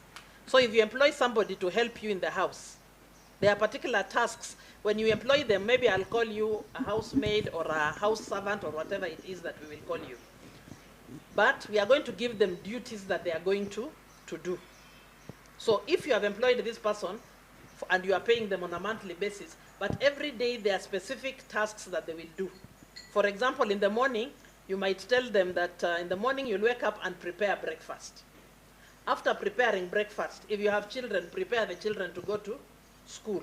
So now we find that the task that they have, within those tasks, there are duties that this person has to do. So the task is, this person is a house servant or a house technician. Then the duties that they have to do is that in the morning, every morning, they will prepare breakfast. The second duty will be to the children to go to school. The third duty will be to clean the house. The fourth duty, etc. So that is what we call preparing for the occupational standards. Within this duty you have been given, within this task you have been given, what are the duties you are going to do? So that is what we call the development of sector occupational standards. So these people in the industry will say, if I have to be an electrician, this is the first thing I need to do, this is the second thing, and the third thing. So we develop what we call our occupational standards. So before a curriculum is developed, that's the first thing. And it is the people in the industry who help us do that. The next thing they do is they advise on the curriculum development process. Because after they have laid out these tasks and duties, what is a task, what is a duty? Then within this, what do we require to go into the curriculum? So after the occupational standards, we now develop the curriculum. And that is how our curriculum development process goes, because we find that the Sector Skills Advisory Committee are every step of the way. Other duties that they do, they evaluate and validate the draft CBET documents. Remember, they've helped us develop the occupational standards, then they've helped us develop a curriculum. From the curriculum, we come up with the learning guide, which is now like the lecture notes that the person implementing the curriculum will do. I think one of our earlier speakers, I think it was Daniel, when he was talking about implementing curriculum, he said what is intended and what is implemented, there is a disconnect. Because at the point of intending or developing the curriculum, we are using the industry. At the point of implementing, we are now using the trainers. So if it is not clear, or if these occupational standards are not well spelled out, it means now we have a problem when it comes to implementation. Then now, after the implementation stage, we go to what, I'll talk from a curriculum perspective because that is my specialty. We call it the attained or the received curriculum. That is what now the trainee gets. So if what was intended and what is implemented is at a disconnect, then you can imagine what is going to be received by the learner or the trainee. And that what is received is what ends up going to the industry. And that is why we feel that at every step, the industry must be part and parcel of this. So another duty, as I said, they evaluate and validate the CBET documents. That is the occupational standards, the curriculum, the learning guides, and all the other support materials. And then after they've done that, they also evaluate and validate what we call the competency assessment tools. So the assessment tools are the test items. When we are going to assess the trainee, we must bring in industry and say, these tools, are they speaking to the OS? Are they in line with what we say? We actually talk about critical aspects. What must the student be tested in during assessment that is critical to the industry? So assessment tools must contain the critical aspects. So they are also there at that stage of evaluating and the assessment tools. Then another thing, they recommend the external assessors and verifiers. So assessors and verifiers are the people now who go and administer the exams. When I was talking to the representative from the PS, and he was saying that NEC has now militarized exams. So for us in TVET SIDAC, what we do is that we use external assessors and verifiers. So these people are the ones who go to the ground when practical exams are taking place and see what is happening. So the internal verifier is the lecturer who taught the student, the person who did the intended, the person who implemented the curriculum. While the external verifier is the person who was at the point of the intended curriculum. So the two of them look and see this person who is demonstrating what they have learned through the attained curriculum. Is he doing the same thing? So the internal verifier will award this student or the trainee marks, and the external verifier will also award them marks. And then they'll see where is the disconnect. Is the mark around the same, or is there a big variance, and what is the reason for that variance? So even at the point of assessment, we also use these sector skills advisory committee members who we engage as external verifiers or assessors. Then we also recommend industry assessment centers. So what normally happens is that some assessment can only be done in the industry. So in that case, we now recommend, the sector skills would advise us, if somebody has done electrical installation, maybe this is the industry they can go and be assessed in. So we can do it through the internship or attachment project, or we can do it actually through just the normal assessment. Because we have some courses, especially in the music industry, graphic design, we have very few institutions that are actually technical institutions that are implementing. So some of them are assessed within the industry. Then we also have placement of trainees during industrial attachment and internship. Actually, NITA has been playing a very big role in that. We rely on them to students who have been trained in the TTIs now go to NITA so that NITA can facilitate or help in the placement. But also we have been having partners whom we have been working with. An example we have is GIZ. We are hoping that next time DANIDA will come on board so that they can also help us, because we have over 2,000 technical and training institutions in the country. And when it comes to attachment for the students or internship, they have a problem because they have nowhere to go, or they do not have exposure of what the industries are doing.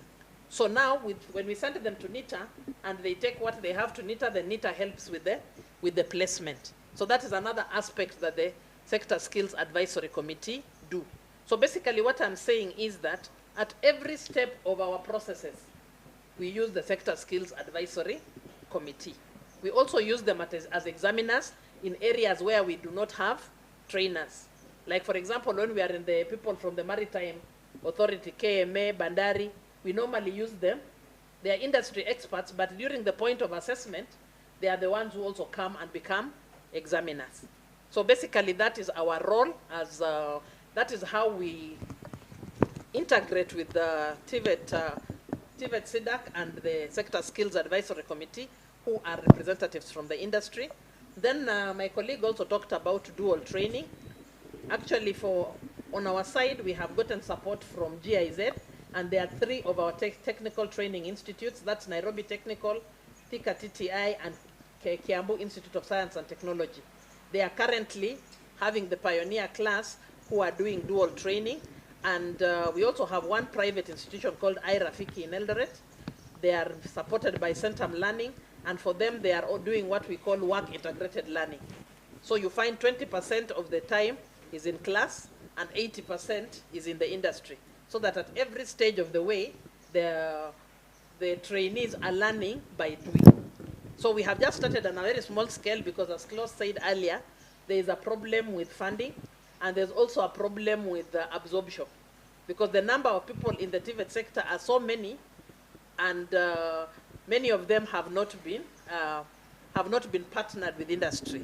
So I hope that in the next phase, because this phase is ending, in the next phase, you might take that on board and bring TVET SIDAC in the loop, so that we find that at the point, especially of attachment, and at the point of even learning through dual training, the students can be placed in the relevant industries. Thank you very much. Thank you very much, Dr. Kisaka, and also thank you for the invitation. We accept. I also heard an invitation the other way, because I think there's a lot of people in this room that could qualify to sit on a Sector Skills Council, because we have an abundance of experts right in this room.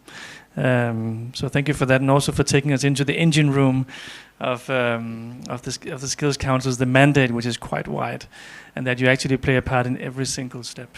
So thanks for that. Well, with the joy of having such a distinguished high-level panel of decision makers is that now you in the audience can ask them all the tough, sticky questions, because these guys, they would know. So we have time now for 10 minutes of Q&A, so don't be shy, ask all the tough questions. Now is the time. Thank you.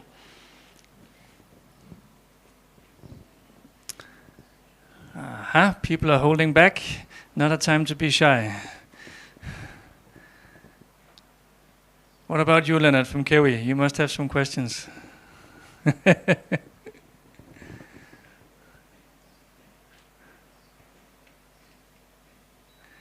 Do we have a microphone we can pass around for questions?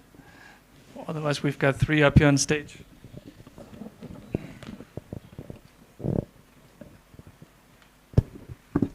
So, anyone? Yes, Makoha has a question. I wanted to ask Daktari about the sector skills advisory committees, maybe the composition. You talked about the composition, maybe the skills. What kind of skills compared to the trainees when you are developing curricula? How should somebody, you said you should be a professional. Maybe I'm just thinking, if I'm a PhD holder, can I prepare curricula for an artisan?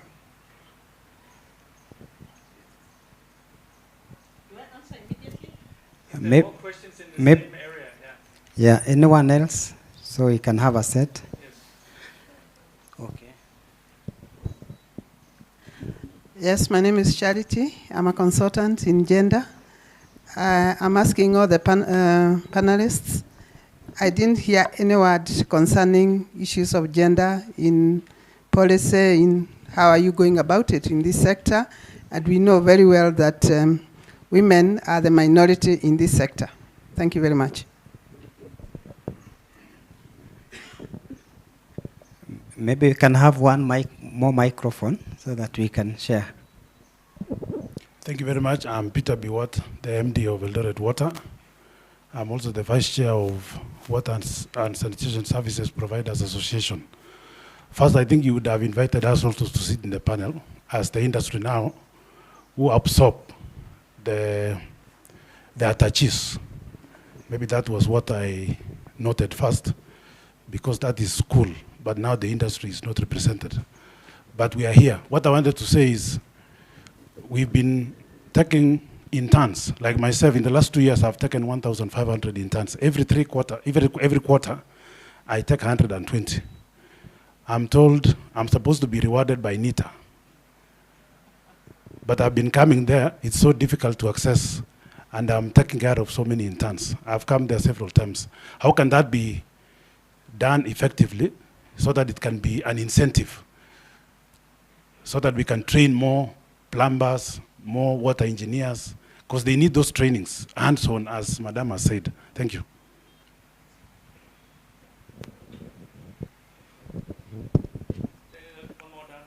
Okay, there is a hand there.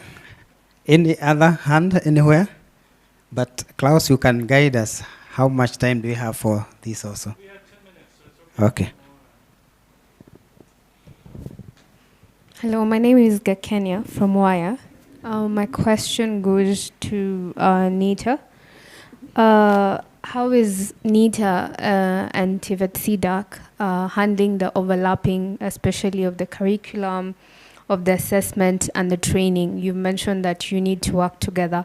How are you handling that?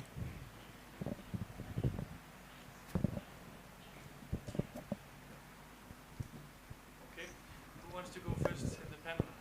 Maybe the first one was for Kisaka. Thank you once again. So I'll start with the answer from Leonard. It's Leonard, eh? I'll start with the question from Leonard. When I talk of a professional body, Leonard, I'm not talking of just any professional. I said a professional body. Like, for example, we have pharmacy and practitioners board. So if you are a pharmacologist, you register with that professional body. If it is accountants, we have ISPAC. We know that accountants are registered in ISPAC. The reason we say that, so that we avoid these quack professionals. We have all seen the story of the lawyer who has been practicing with no proper qualification. We have seen the fake doctors, the fake. So we cannot just take you that because I have a PhD from University of Nairobi, my sister, Dr. Anangwe, I'm not talking about you, but you can't just come and say I have a PhD and therefore take me. We are saying professional body because there are regulations that those professional bodies say. Have you undertaken the right, have you met their criteria? Because if it's medicine, you come and join the dentist, the medical and practitioners board. Register there. So that if there's any issue regarding your conduct, we have a place to go. This is your registered member. I had some of the trade unionists are here with building, in terms of building. I also heard about a court representative. You know, the purposes of that is that if we have an issue with some of the things we are doing, we can be able to track you through the body that registered you. So that's what I mean by a professional body, not just any Tom, Dick, and Harry. I hope I've answered your question.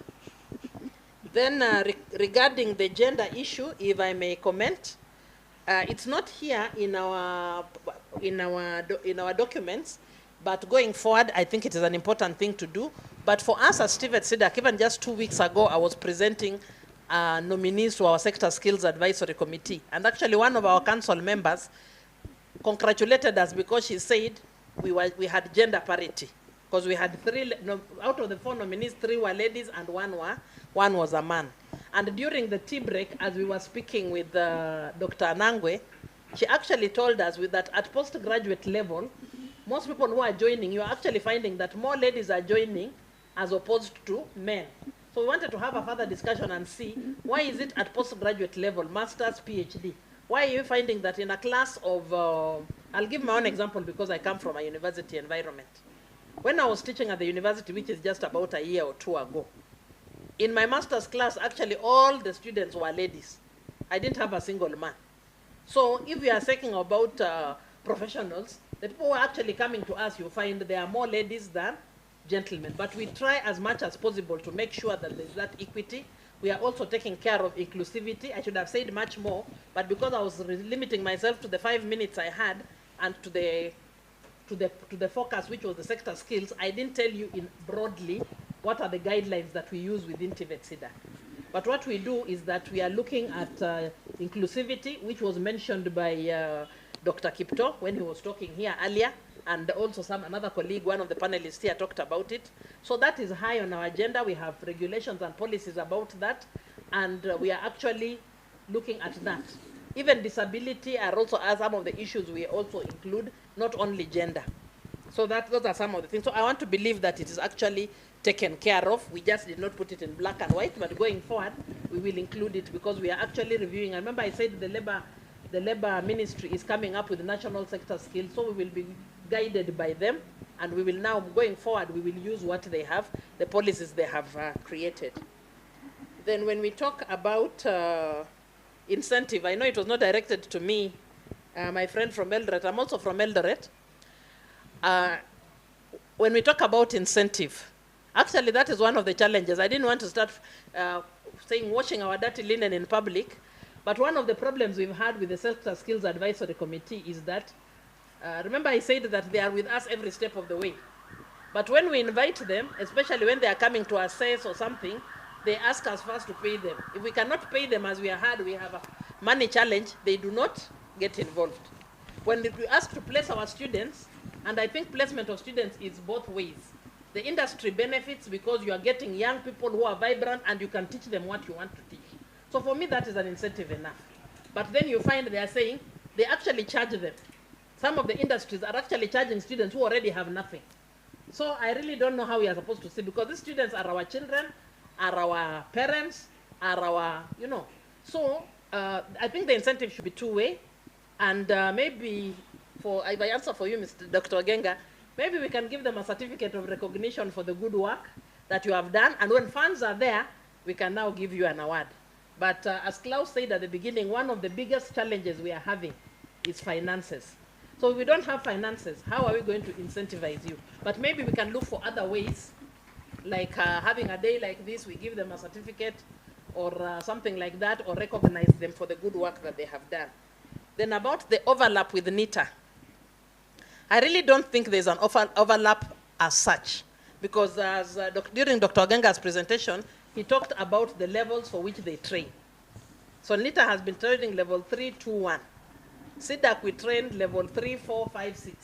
So we are not eating into each other's space. The only thing that has happened is that the Presidential Working Party on educational reforms said that now we should harmonize, come together and see how can we work together, so that we start from level 1 right through to the levels that KNQA has, which maybe Mr. Koech will talk about, that we now, so that's seamless transfer. But so far, I don't think SIDAC has been eating into NITA, or NITA has been eating into SIDAC, because they have their levels, we have our levels, and we have KNQA here to ensure that we harmonize that. I think I'll stop there, and I'll give my colleague, Mr. Ogenga, a chance to say something. Let's clap for Dr. Kisaka on behalf of the coordinator, because she has already mobilized the responses I should have given, and therefore I have very little to contribute. Is there anything else that has remained that you need my response on to? I don't think very little, but just to add on to what Dr. Kisaka said, I think it is important from what Professor Charity asked, that in terms of gender policy, there is no discrimination in as far as skills development is concerned in terms of entry behavior. But there's a lot of motivation in the programs that we carry out that encourage gender parity, equity, and equality in as far as access to skills development is concerned. So when you look even at the composition in terms of legal requirements, at oversight, let us start at the oversight so that we are able to balance policy development at the high level. You will discover that the composition and configuration of most oversights require that there's a balance between both genders at board directorships, including the requirement that at least one member should be a person with special needs. So that's where it starts, so that we start driving the policy at oversight. So while we are still mapping out how to gender balance even at the national level of parliament, in terms of National Assembly and Senate, it's very clear in the mandates that it's a requirement that we balance gender at oversight, so that we drive policy that talks to the balance between genders at policy level. So there's no discrimination.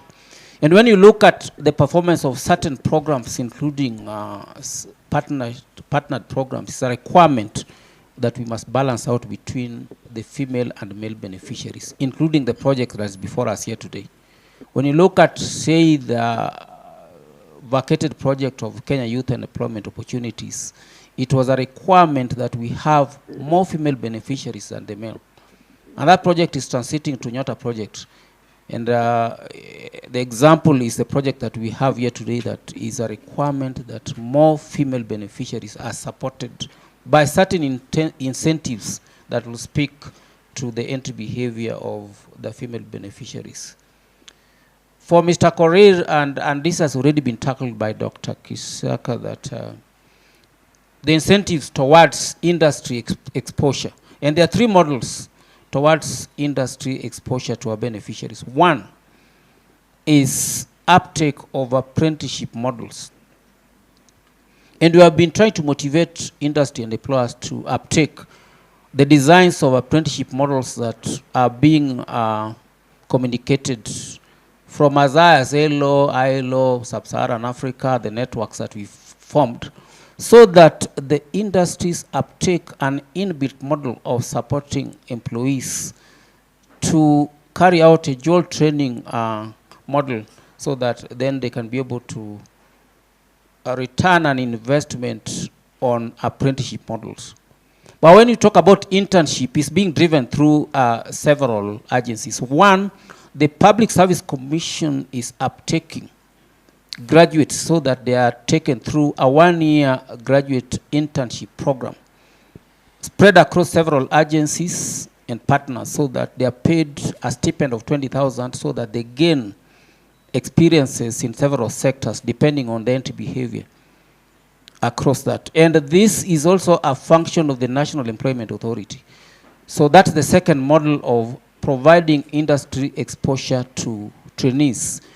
The third one is attachments, and attachments is a function that is administered by NITA, like I said before, in the context that it forms a bit of partial qualification in as far as a trainee or a student is concerned towards total qualification.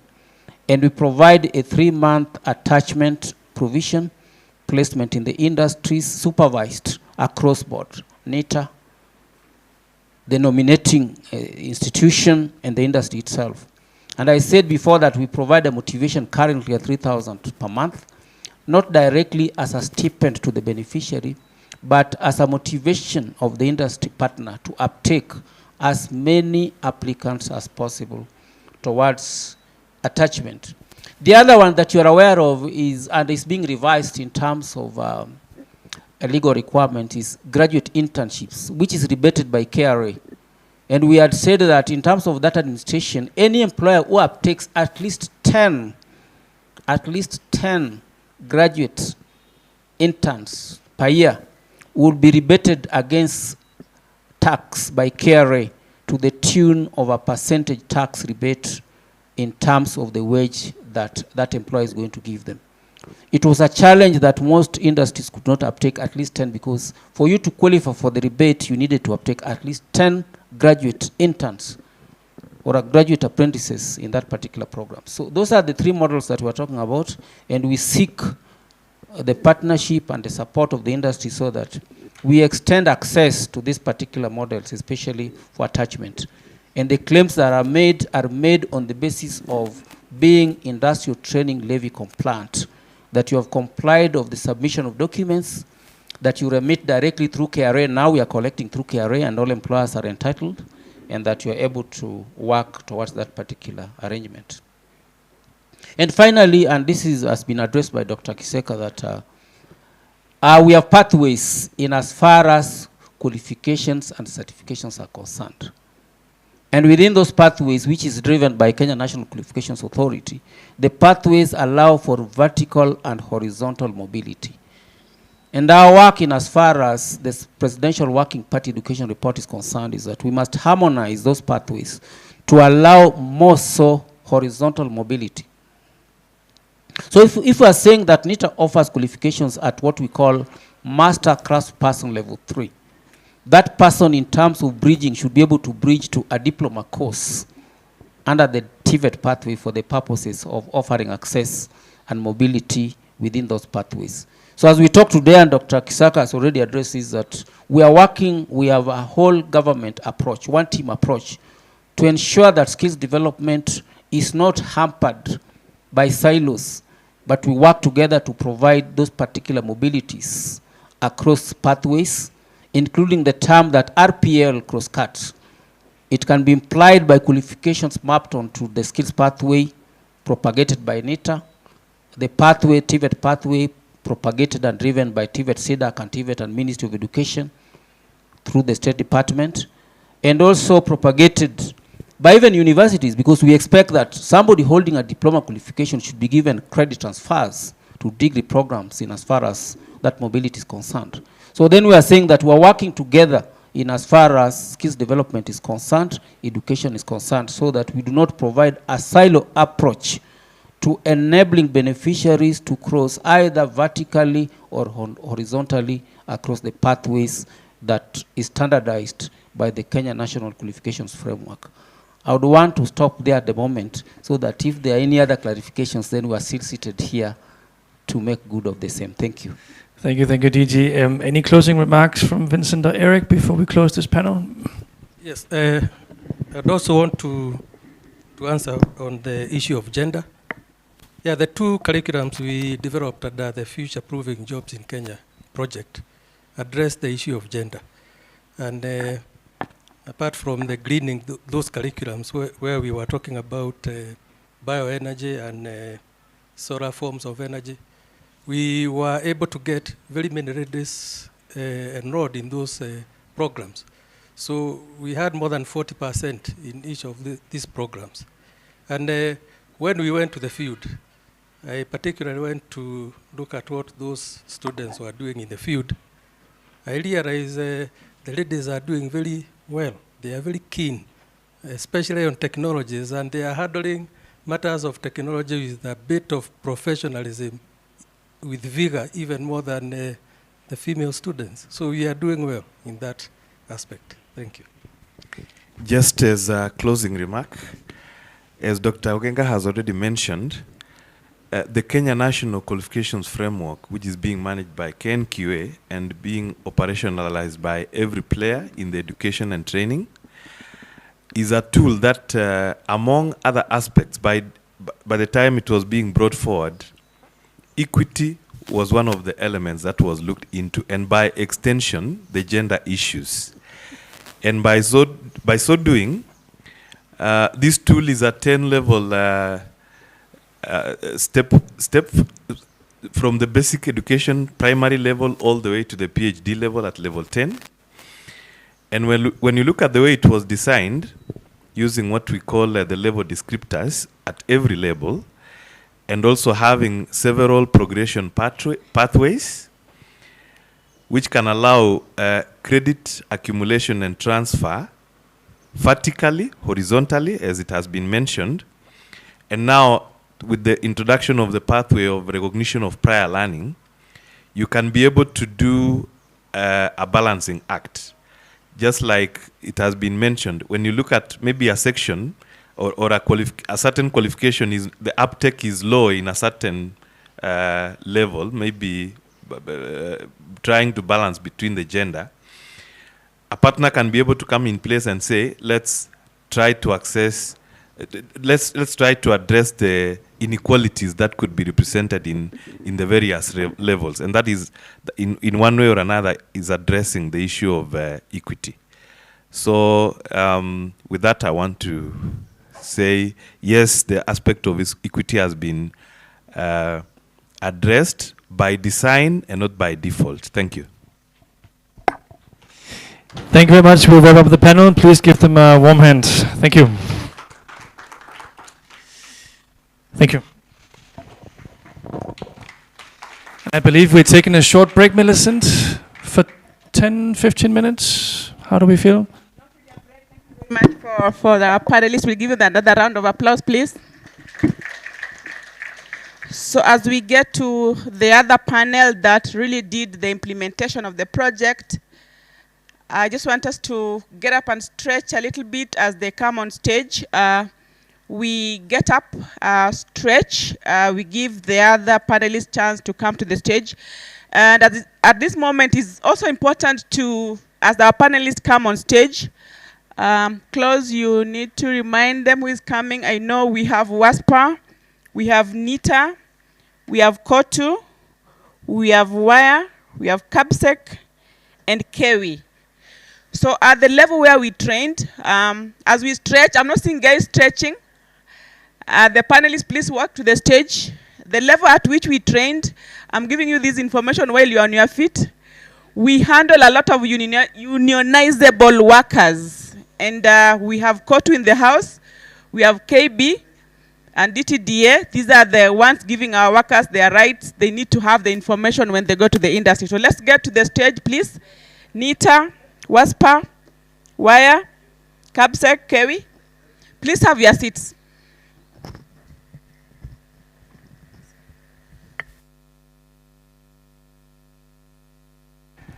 Anywhere you feel like.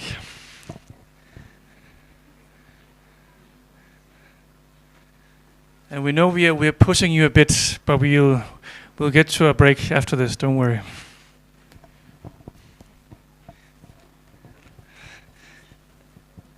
Okay, now welcome to our second panel, a very large panel. But these are all our great implementing partners we work with in the project. So thank you all again for a tremendous work, your contribution and time in this project. And here we are today, which is a day of celebration because we're getting to the end of a project which has been a big success. So we'll talk a bit about reflections from the project and how your organizations have fared in this project.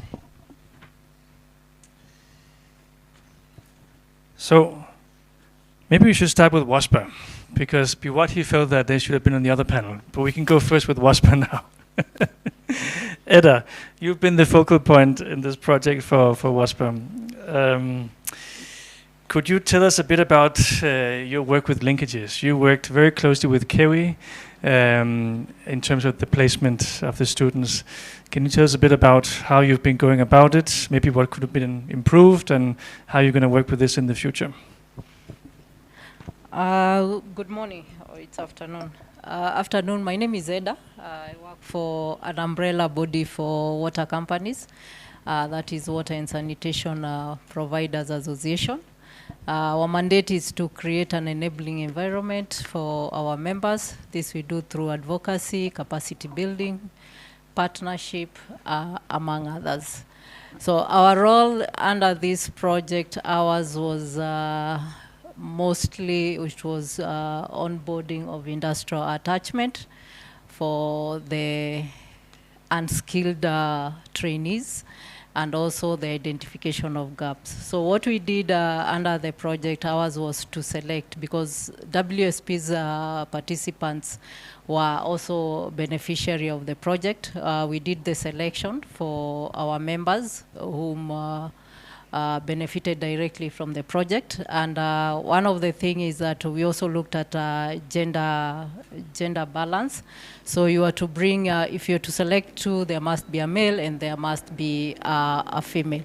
This went very smoothly. And then when it came to onboarding of the industrial attachment, I must say we did a good job, because our members also who are represented here, they onboarded quite a number of, some companies actually onboarded more than what they had been given an opportunity to. They onboarded more than 10 participants. So our relation also with KEWI, we worked together in terms of selections of both skilled and unskilled, and also working on the curriculum, and also the identification of the gaps within the curriculum. So we worked closely with KEWI.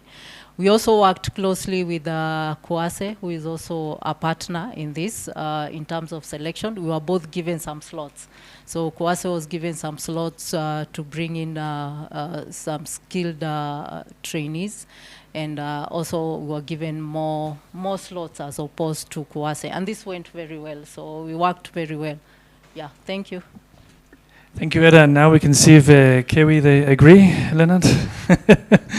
Maybe also, I prompted your colleague before also a bit about the greening, because it's been quite important in our project. And what do you think has worked also in terms of when we reviewed the curricula to make it more green for wastewater and plumbing, and how can this be used in the future in the water sector?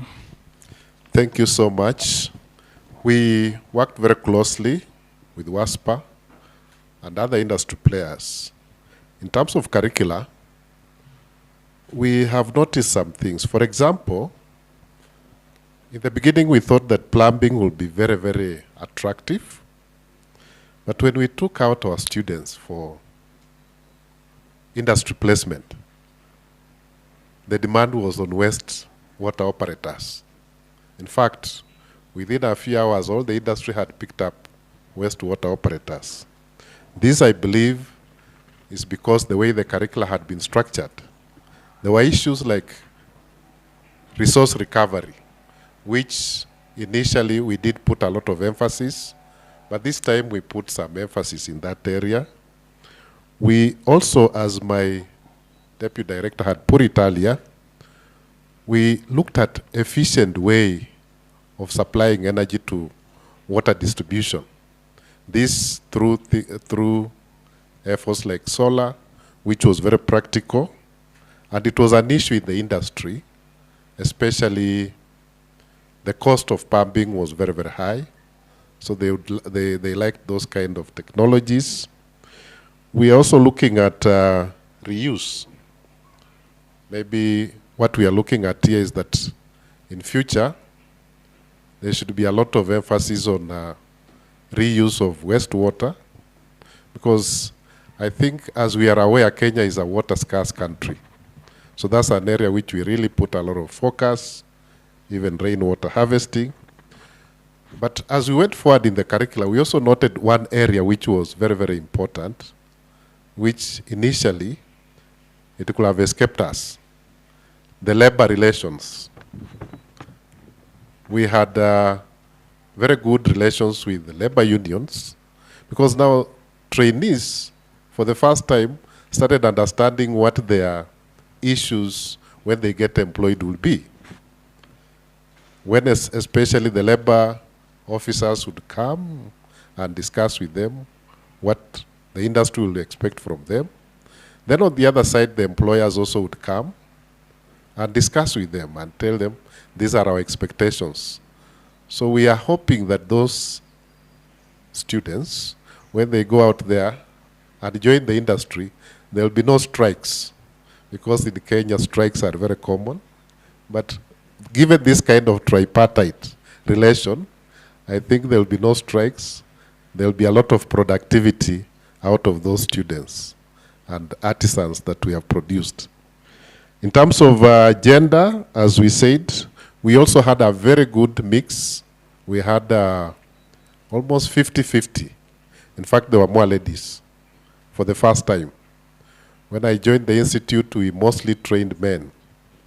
But with this kind of curricula and affirmative action that took place, we had 50-50. That was very, very encouraging. And we also looked at entrepreneurial skills. These, of course, are softer skills which we believe were very, very key. For the first time, we took our students out of both the equipments we had been bought and the training that took place. We took our students for competitions outside, and we had very, very positive results. In fact, I think in one conference we won an award. So we really believe the project was very positive to the institute. Thank you. Thank you very much, Leonard. And you had some very nice things to say about the collaboration with the trade union. So maybe a good time to go to you, Selina, and Kotu, because you've been quite instrumental from Kotu in forging the social dialogue partnerships that was required for the project. And we also had a fair split between workers that were upskilled, existing workers, and also new students. Could you speak a bit about our impact in the project?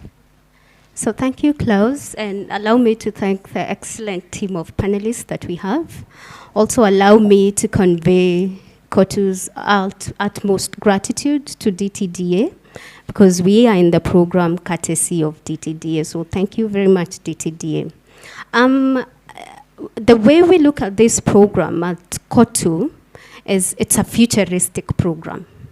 Even as you look at the title of the project, future-proofing jobs. So it anticipates that there is a future that is coming that needs proofing by skills development. If you look, the ILO is very, very keen on talking about the future of work. And the future of work is not an event that will come in 2030. It's already happening. It's already here in snippets. Look at globalization. My brother from KEWI has talked about trade and the need for recognition of skills within trade initiatives. Look at the issue of climate change. We are talking about a green transition.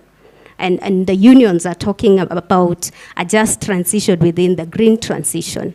So the prerequisite for all these parameters of the future of work is a skilled workforce. And this is a program that I think that we as the implementing partners have done justice. And by virtue of it being futuristic, I feel like we can give ourselves a pat in the back because we are ahead of time. Now, to speak to the initiatives that Kotu, the milestones that Kotu have achieved within the program, is we have been able to develop some key policy documents. And the first one is we employed the social partnership approach in developing guidelines for the employment of interns and apprentices. And just to point out that the Employment Act 2007 defines an employee to include an apprentice. So by virtue of that, whatever terms and conditions of employment that we negotiate in our collective bargaining agreements should by extension reach the apprentices. The interns, on the other hand, are not recognized as legal employees of the employer organization. So again, we leverage on social dialogue forums in existing with the employers in a cooperative mode of association, and we try to negotiate on terms, favorable terms and conditions of employment for the interns.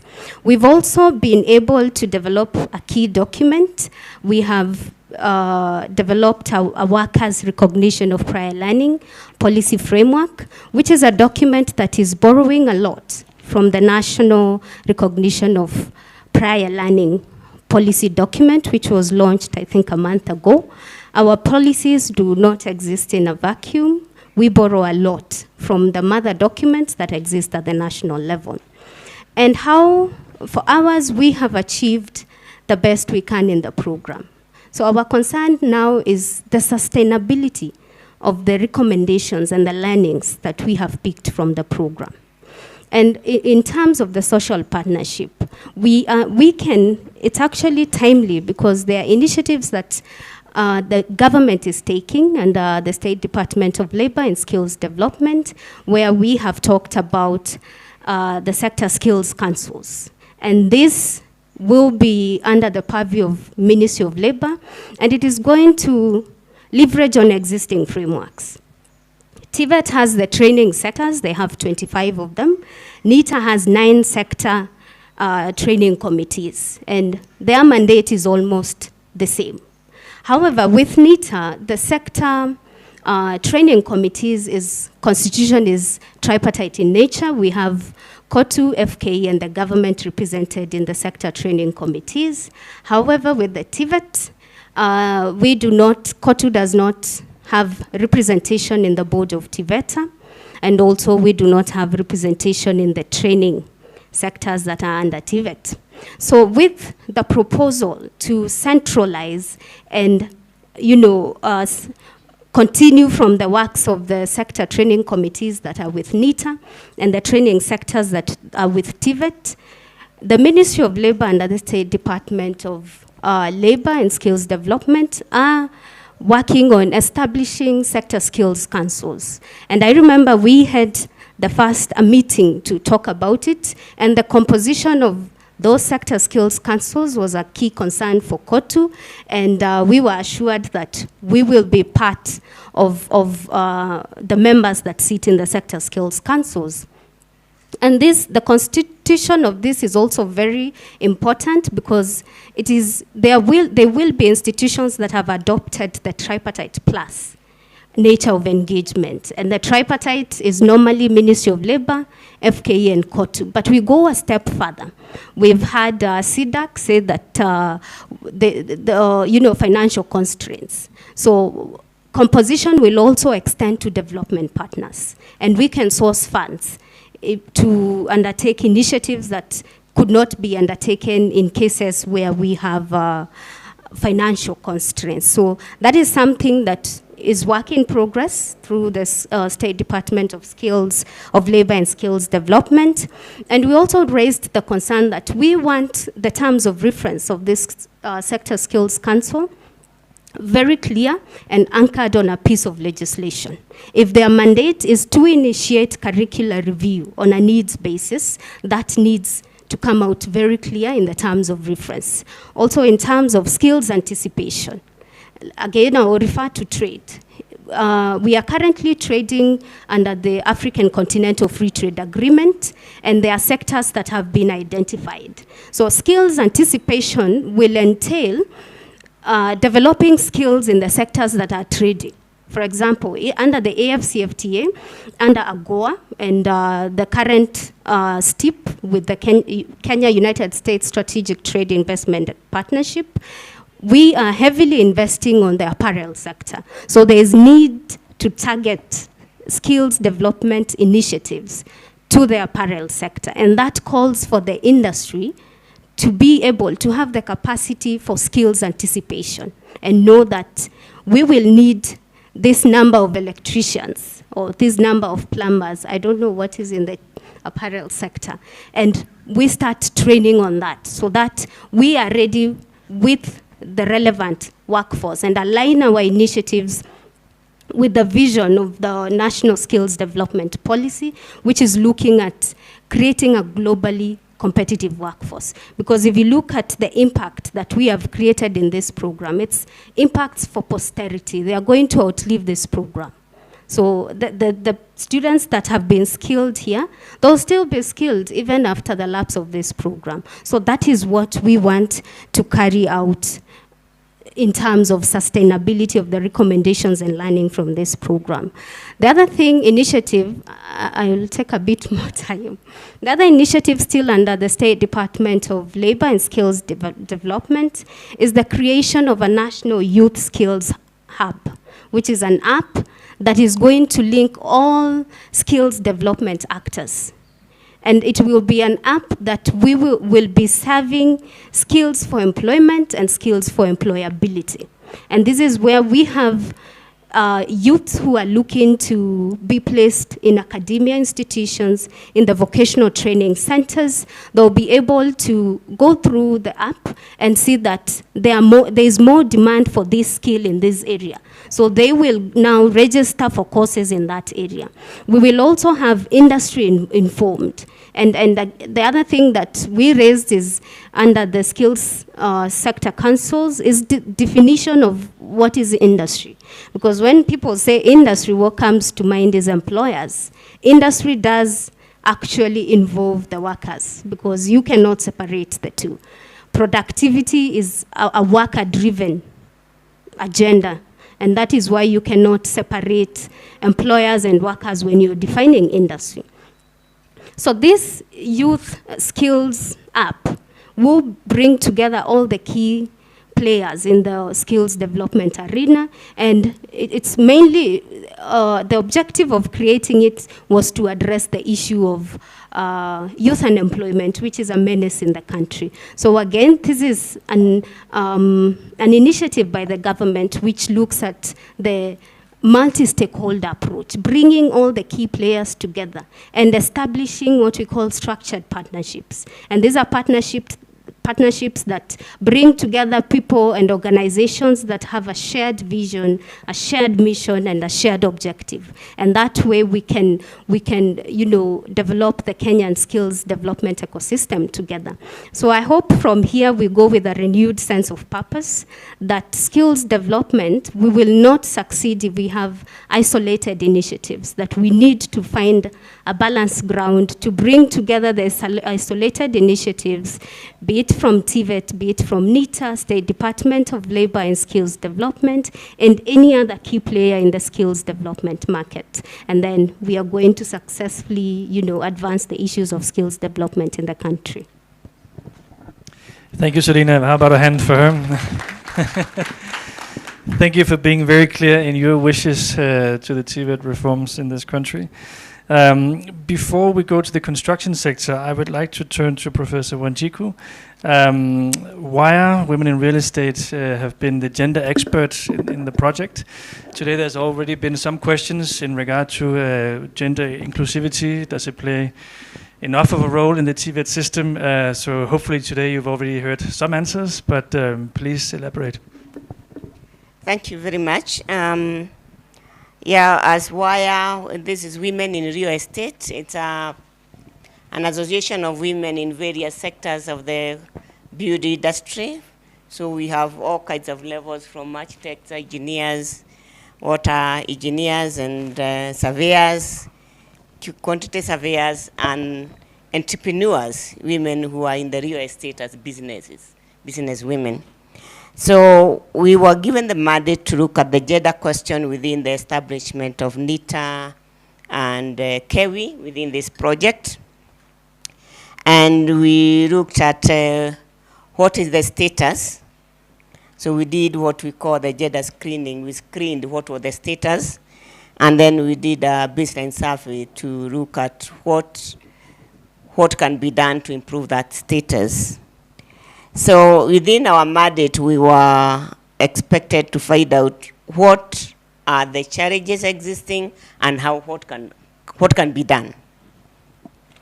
So we looked at access, recruitment, and admission, and we found out that there is quite a number of issues to be addressed, starting from who is advertising the programs. The project advert was a male voice, and so that was our first critique. You are expecting women to join, but you are advertising with a male voice, so how do you expect them to respond?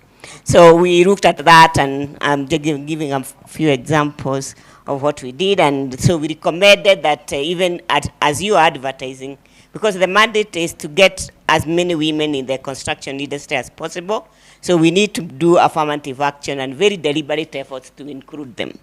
So we need to start from who is advertising, how is the advertisement done. If you look at the portrayals of pictures and videos, you find you can get a group, always it's boys, men. So we said you need to improve the images. Then we looked at the networks. Traditionally, the beauty industry is a male world, and so creating the women network within these establishments, especially in the training, is very important. And so we said we need to have mentorship programs within the institutions, NITA, KEWI, and the others.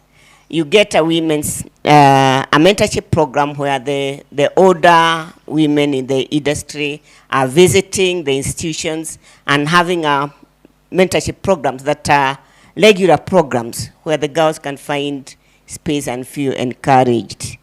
We talked with Divérs, and they had what they called the Boss Lady program.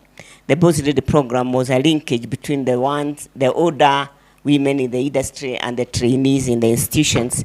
And we thought that's something that NITA, KEWI, and the others can take a lead from, including the other TVETs.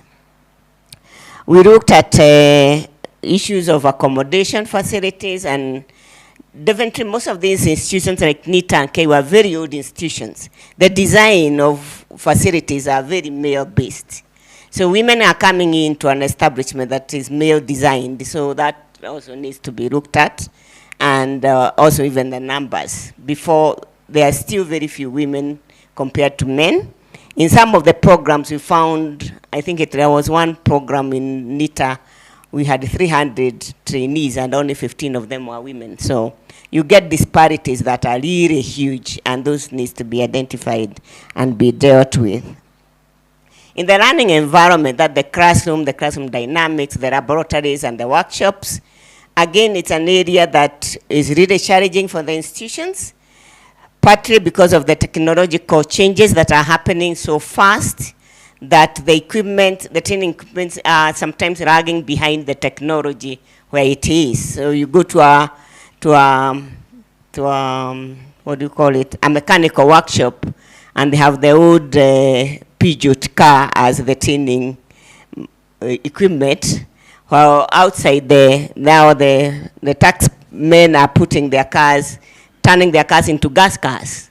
So you find there's quite a bit of work to be done between what is happening in the training station and where the technologies are and how fast they are changing. So, and that also is, from our perspective, it was more positive for the women, because now with the technology and the equipment, you don't need the muscle power.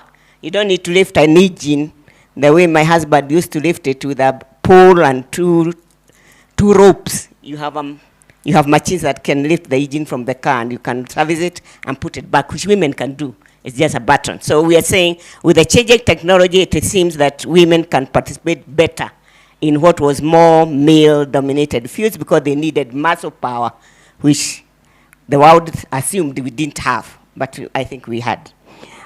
So in that running environment, we found that there are quite a number of things that needs to be changed. Equipments are not enough, but that's what the previous speaker talked about, financing in the TVET institutions, and this goes all the way to the workshops and the laboratories. So those are areas that needed to be addressed. Data management was another issue that we came across. I guess by the virtue that TVET and technical training institutions seems to be on the outside of the mainstream education ministry. I don't know, there was somebody who was supposed to be from the ministry. They seem to be lagging behind when it comes to technologies in terms of managing information. And we think that the DG is here from NITA. This is something that needs to be really taken up with vigor, because data management is very useful for everybody.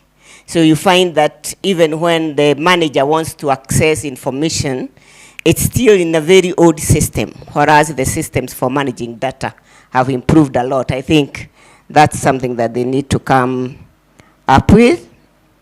We looked at health, hygiene, and sanitation, and again, the systems, the buildings, the structures are from the old school, so those ones need to be dealt with.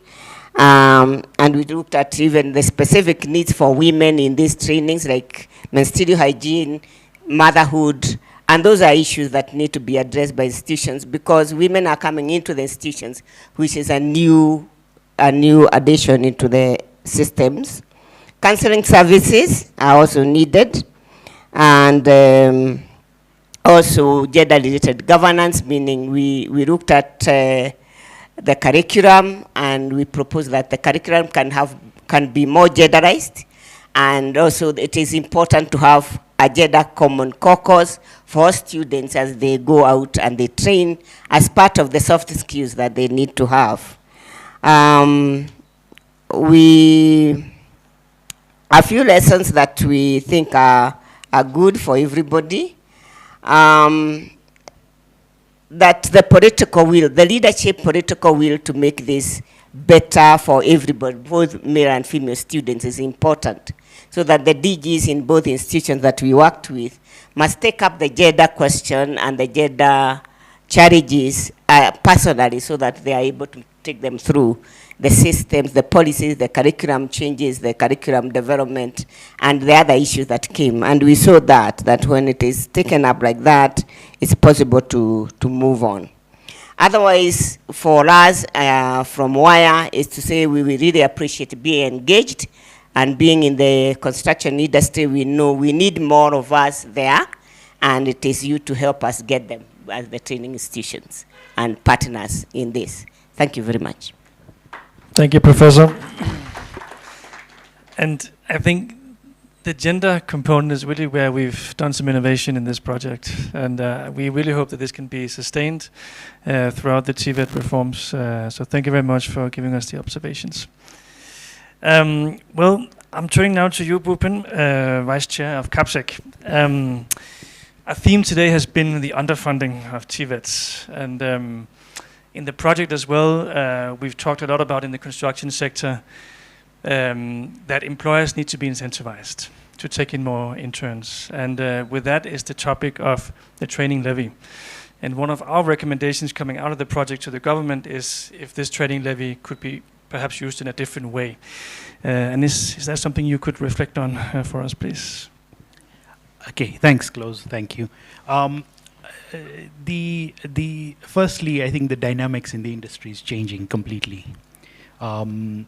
Training is not only taking on, a youth, but also upskilling what we have. The skills we have, we need to upskill them very quickly now. And I think the levy needs to be allocated to certain elements of upskilling. And I think there was a system before which has collapsed up to a certain extent, but we need to find a way of upgrading that and finding a way of bringing, upskilling the current skills we have. Because in construction, we've noticed there's only so much of teaching you can do, and the learning continues throughout your career. So a lot of the learning will be done by skill transfer from retiring or just before retiring, passing on to the skills passed on to the new generation which is coming in. So we cannot afford to have a gap in the retiring and the new coming in, and this is where we need to focus on having a continual training program, which is up to a certain extent claimed by or falls under the training levy as such. Generally we are talking about a lot of things, and we've come across a lot of things during this program where we feel that a lot of attention needs to be paid. Firstly, the program which we've run, and it's a fantastic program which we took part in, but the other thing I think we need to focus on as far as NITA is concerned is training the trainers to catch up with the current and the modern technologies which are available. in the market. And when you look at what is coming up and what is happening in construction, and we're talking about exporting labor to foreign countries, we as an association, we have a lot of membership who are struggling to take workers abroad. Basically, you have a program, flags, which are for Rwanda, Burundi, South Sudan. Their demands are actually a lot more than what we have in Kenya. So if we're talking about exporting labor, we need to have a program and the trainers who are actually adequately trained and understand the program and the current materials which are available. Because the dynamics of the construction, like I said, are changing every day. And we need to have them upgraded and upskilled on a constant basis. But the biggest one, like I think our friend at the back for the water contractor said, like upskilling, how do I actually put my workers, he takes on 1,500 or 1,200 workers in a year, but they all need upskilling, and we need to understand how we're going to actually upskill them under the training levy as such. As far as the gender side is concerned, our friends at the unions, we've had a great discussion on there. Actually sitting on this panel, I think I should be fighting for the gender equality here. I think we're a minority on this panel here. But yeah, it's a challenge. It's a challenge which I think we've taken on. We need to understand, we'll need to get your helps on some of the matters which are there, like motherhood. How do you actually deal with motherhood on site, basically? Construction is a very live industry as such. Things are, very physical. We cannot afford to put a crash on site for a child who is just.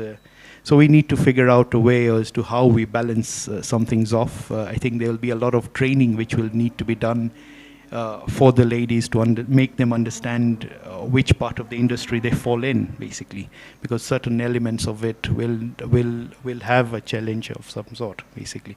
But these are things I think we need to start talking about now, so that in the next 5 years we actually have an industry which is up to the international standards. That's it. I think I'll leave the rest to questioning Q&A afterwards if there are any. Thanks. Thanks, Bhupen. And thank you for bringing up training of the trainers, because the trainers also need to go back to school. And that's a very clear recommendation from our program.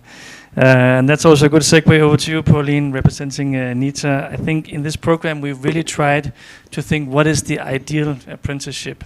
How can we make the transition from school to industry placement as pleasant and as rewarding as possible for both the employer and the apprentice? So we've worked with topics such as even pre-boarding, by which the employer meets the apprentice beforehand, even coming to site. And your office, your liaison office, has been very instrumental in the project in terms of getting the placements done right. And now, as our students are still at industry for another month until mid-December before they graduate and end the apprenticeships, we are of course doing supervision, where we are on site to look at how they're doing. Are they following the learning objectives we set out in the program, etc.? Is that something you can reflect on a bit, please? Thank you. As for NITA, we trained 250 trainees who are now on attachment, and we did it both in NITA Nairobi and NITA Kisumu. But before I go to industrial attachment, I want to bring to your attention the linkage between the STC and the industrial attachment. In NITA, we are mandated to offer industrial training, and industrial training is training for a specific sector. And these sectors have several subsectors. These sectors are the ones which link us or connect us to the industry players. Then from there, the industry has 9 economic sectors, and that is where we draw our STC from. And the membership of the STC, we have 3 representation from KOTU, FKE, and other interest. When we talk of other interest, we talk of the ministry, department, and agencies. We talk of business management organization. We talk of informal sector, regulatory bodies, and professional bodies. Then, when it comes to industrial attachment, we have an office, as my DG said earlier, we have an office, a big office which coordinates placement of trainees in all training institutions within Kenya.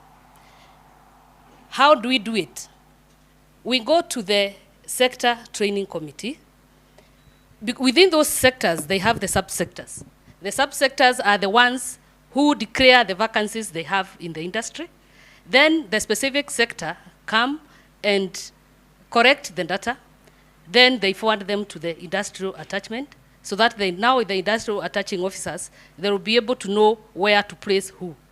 That is how the STCs and industrial attachments connect to one another. Then when it comes to industrial attachment, because that is, we trained very well, but when it came to industrial attachment, we were working with CAPSEC. There were some issues here and there, but finally we were able to place all our trainees. And when we are doing the placement, we started with the gender, that is the ladies. We made sure that the ladies are placed. And even as we speak now, there is one lady who was attached in Mombasa who gave birth. And with this project, we are trying to see how we can help the lady because she gave birth through CS, so she cannot travel. So she has to stay in Mombasa for some time. So in terms of gender, we are trying. How we can improve the industrial attachment, because we had us with the NITA and CAPSEC, it is like we had some issues, and these are challenges which are all over. I would like us to be seeking for, in future, we seek for placement vacancies in advance. Then we send our trainees there. Then they come back and tell us now, this organization or this company has already attached us, now we'll be comfortable. Because we were talking with CAPSEC, we waited for the last minute, and when we sent our trainees, that is where now the issues started, and that's why some of them have to go for attachment up to December. Then from there, we need to be sensitizing the industry players. We talk to them.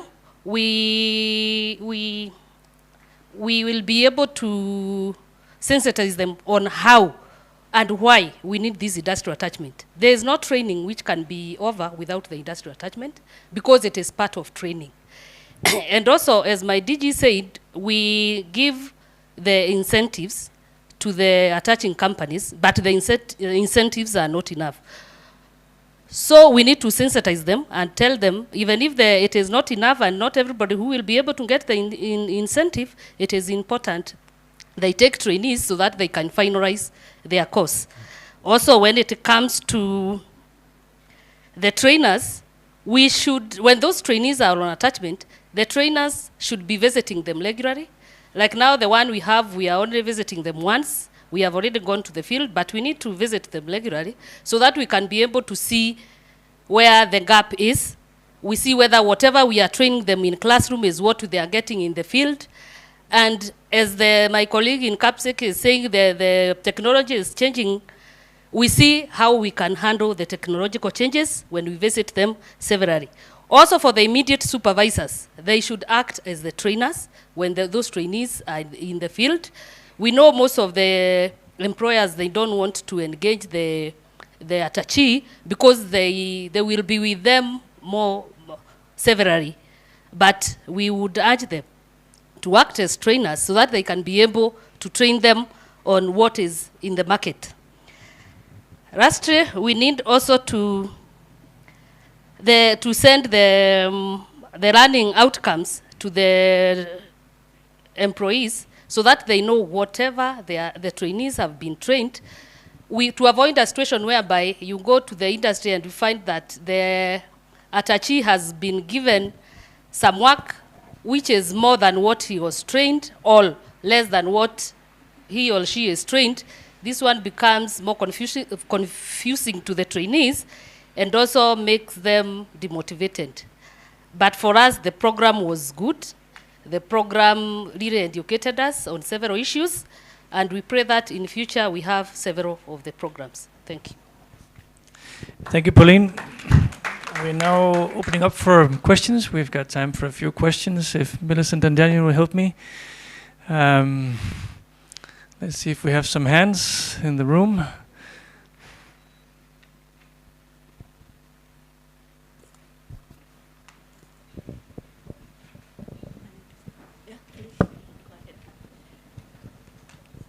My question is on sustainability.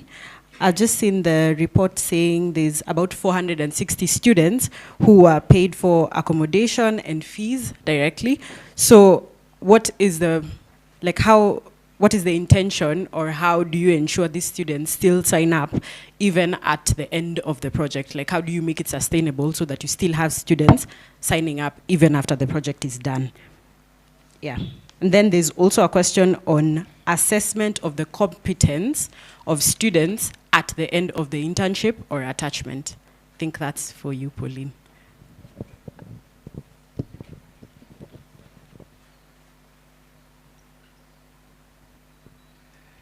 Yes, what about down in the back? I see what question? Yes, thank you very much. Maybe before I say one, on the issue of gender, I think it is not only about balancing boys and girls. I think it's also an issue of sensitizing for people to understand. Because in the course of my career, there's a time I put 7 ladies, 7 girls, 3 boys. People thought that was not gender, that gender rule. They thought it should be the other way around. It should be 7 boys, then 3 girls. So I think sensitization and learning for us to understand what that means is the key. Because all of us, we think that gender rule means more boys than girls. It should also be more girls than boys. I think that's what I wanted to bring out in that conversation of gender. But I like that conversation on maybe upscaling skills to deal on this issue of wastewater or even solid waste management. In our country today, we are emitting greenhouse gases. And someone talked about climate change. In Eldoret, for example, we're just dumping our solid waste. There are no proper governance and mechanism or even capacity to deal with some of these issues. In Eldoret also, we discharge 18 million liters of wastewater to Soshani River. We've been able to speak to people like Israelis. Where are the skills and investments to retreat that water and to be used for irrigation? Because we are already, as someone said, we are water scarce. In Eldoret, we lack 20 million per day, and we are discharging 18, which means if we retreated them, we could bridge the gap. I was in Japan and I took wastewater treated. It was very nice. I felt it was very sweet even than the other normal ones. So why can't we do a lot of investments? Because those are business opportunities. These are skills opportunities.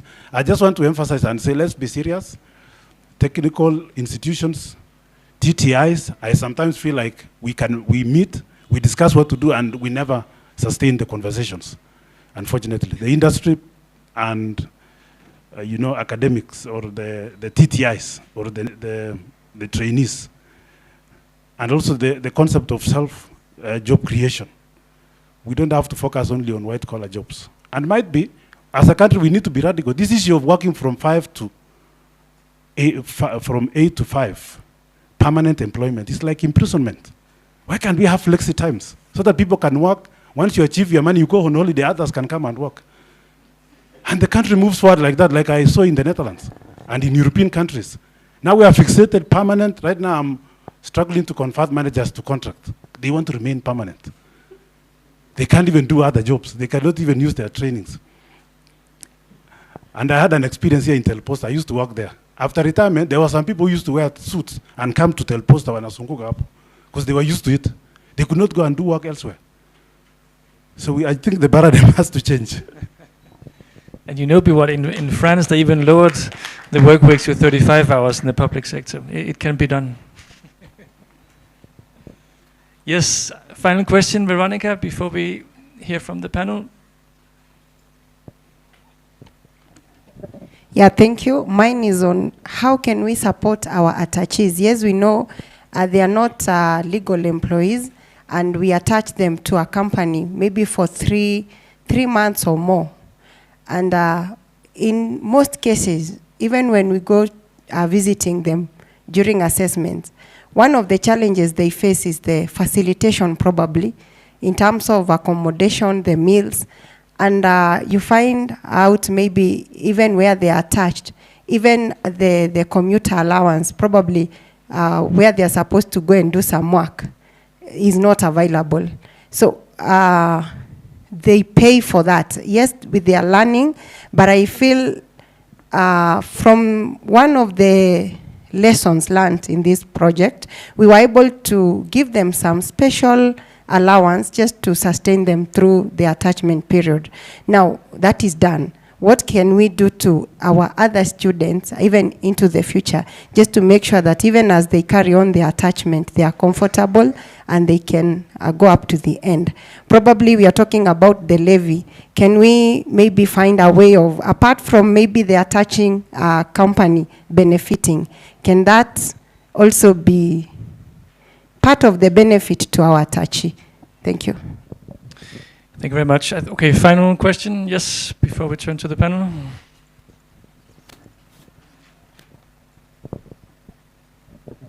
Yes, my observation and question is through what the gender specialist has talked about networking. But first I want to comment on the work that KEWI has done and the support that came out for student mothers. I hope I'm right, student mothers who got a lot of support and they were retained in the program. That was very good.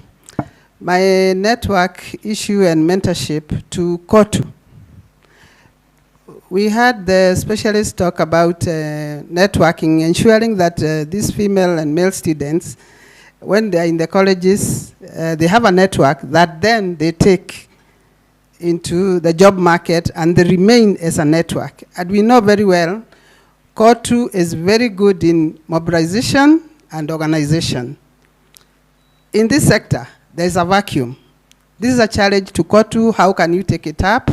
We also didn't hear your programs for women advancement. Thank you very much. Okay, thank you. There was a question in there, yes, but let's focus on the three first ones going in first. We had one about sustainability of this program. When you look at tuition fees, how can that be sustained after? There was a second question also related to financing of TVETs in terms of allowances to apprentices. How can that be sustained if there's not a donor present?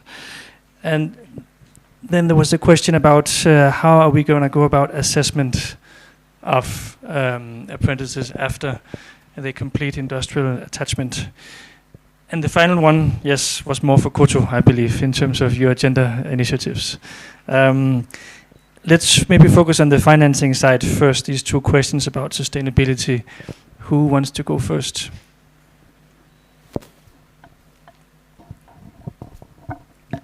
Thank you for your question. It's taken well, and I think it's very critical given that we are establishing linkages with the other implementing partners in the program. Now, KOTU has a women's structure.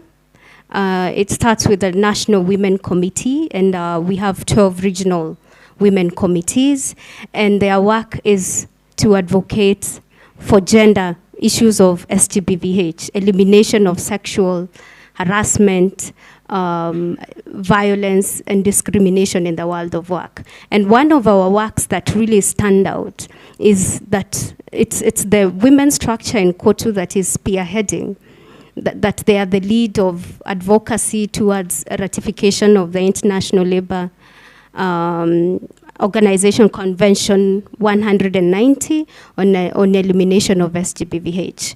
We started this process 2 years ago, and so far we drafted petitions, and we presented petitions to Senate. We presented a petition to the National Assembly, and a petition also went to Ministry of Labor. And we feel like our advocacy activities centered in the women's structure of KOTU are paying off, because we got a pronouncement during this year's International Labor Day celebrations that the President will ratify ILO Convention 190. And really, I think that we need to establish these partnerships with WIRE and BuildHer. BuildHer is not, is it here? I don't think BuildHer is here. To see how we can advance issues of gender in the world of work. Because like my brother, I think is from WASPA, what he has said, we need capacity building.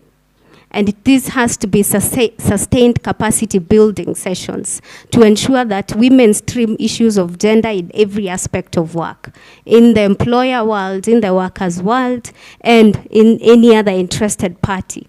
Because gender is a cross-cutting issue to a lot of organizations, and the issue of sustained capacity building is very critical.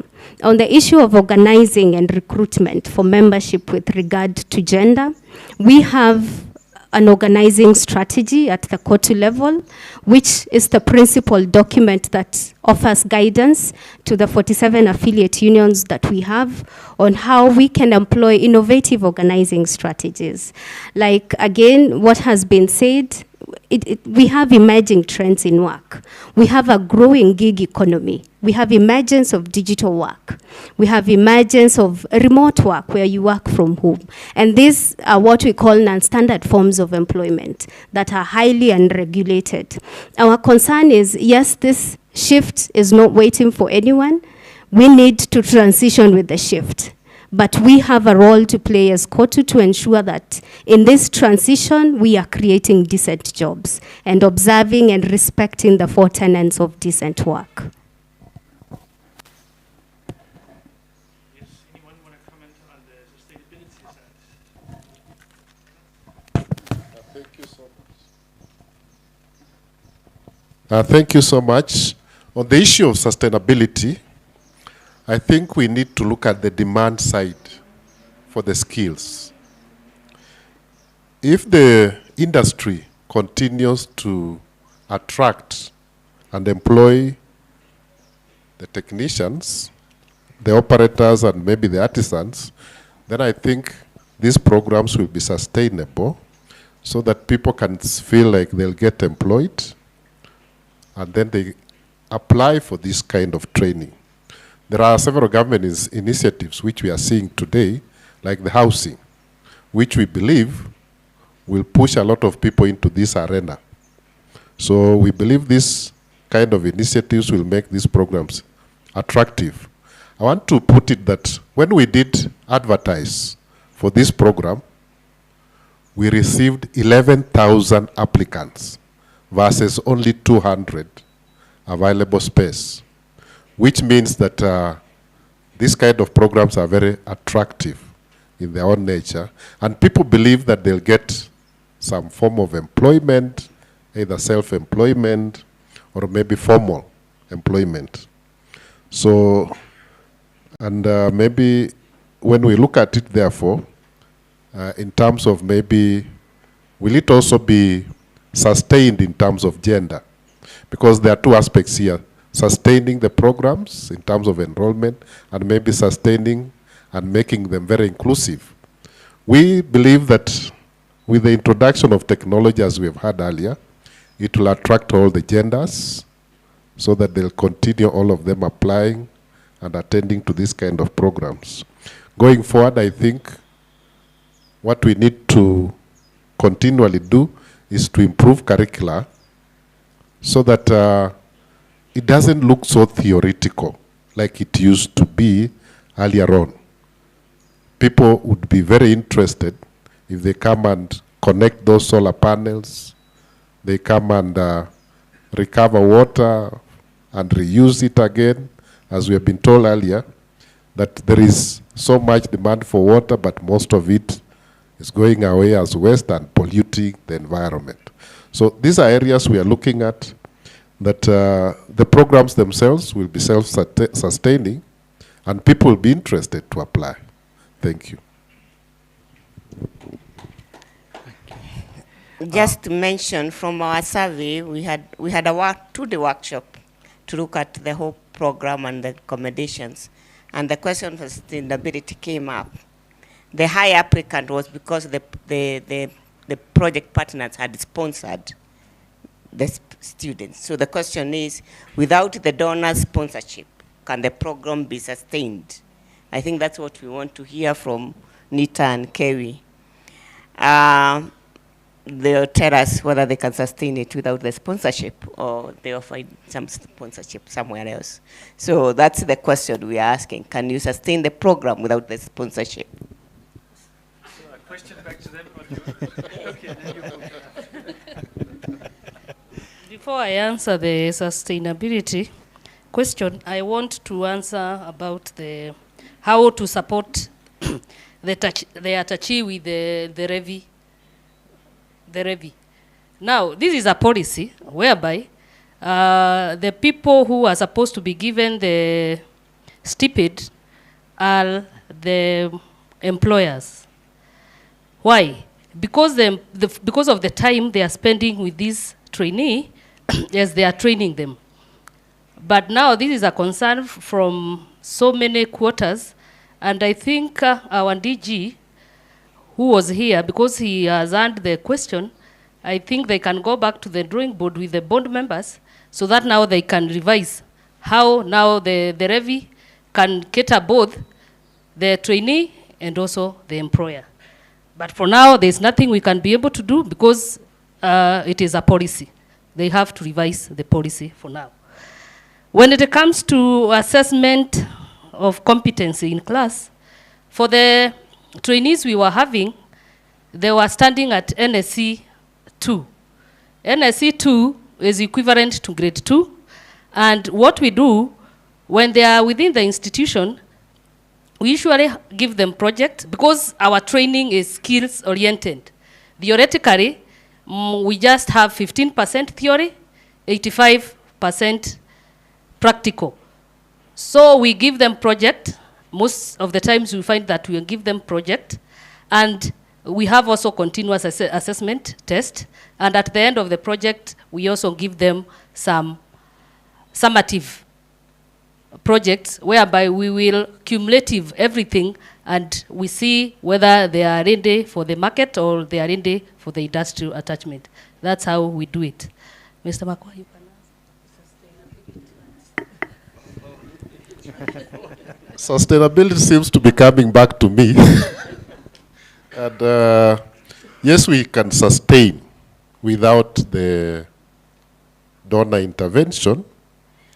And as I'd put it earlier, we need to look at the demand side.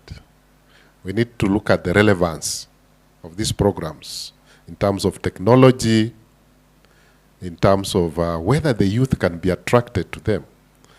Earlier on, when you told youth that you can do wastewater management or solid waste management, I just want to mention that last week we had a program on solid waste management, and we still attracted 800 youth who participated because we told them now it is going to be a business.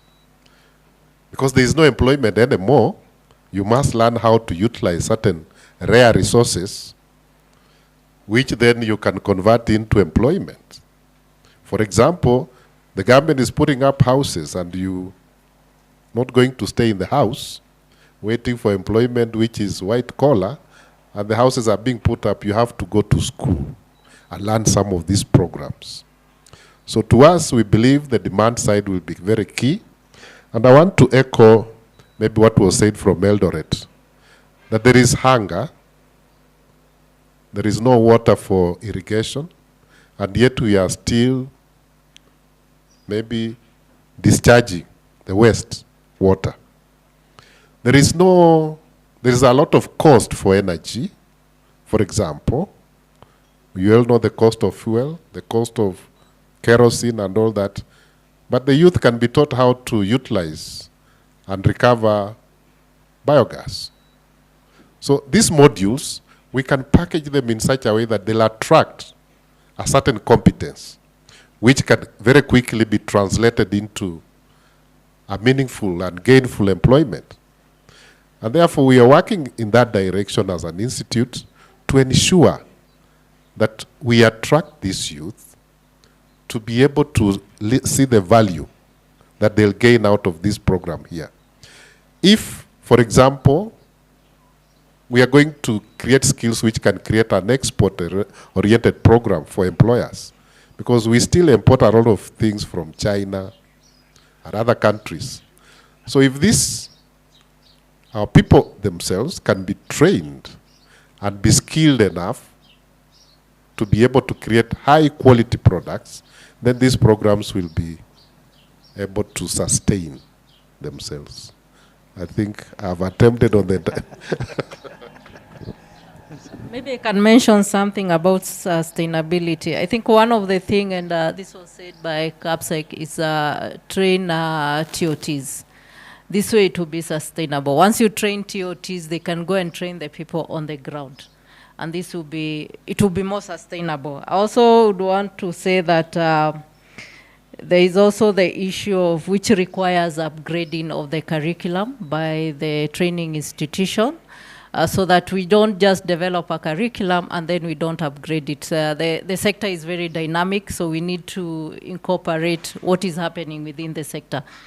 The other thing is also the issue of mentorship, which is very important within the water companies.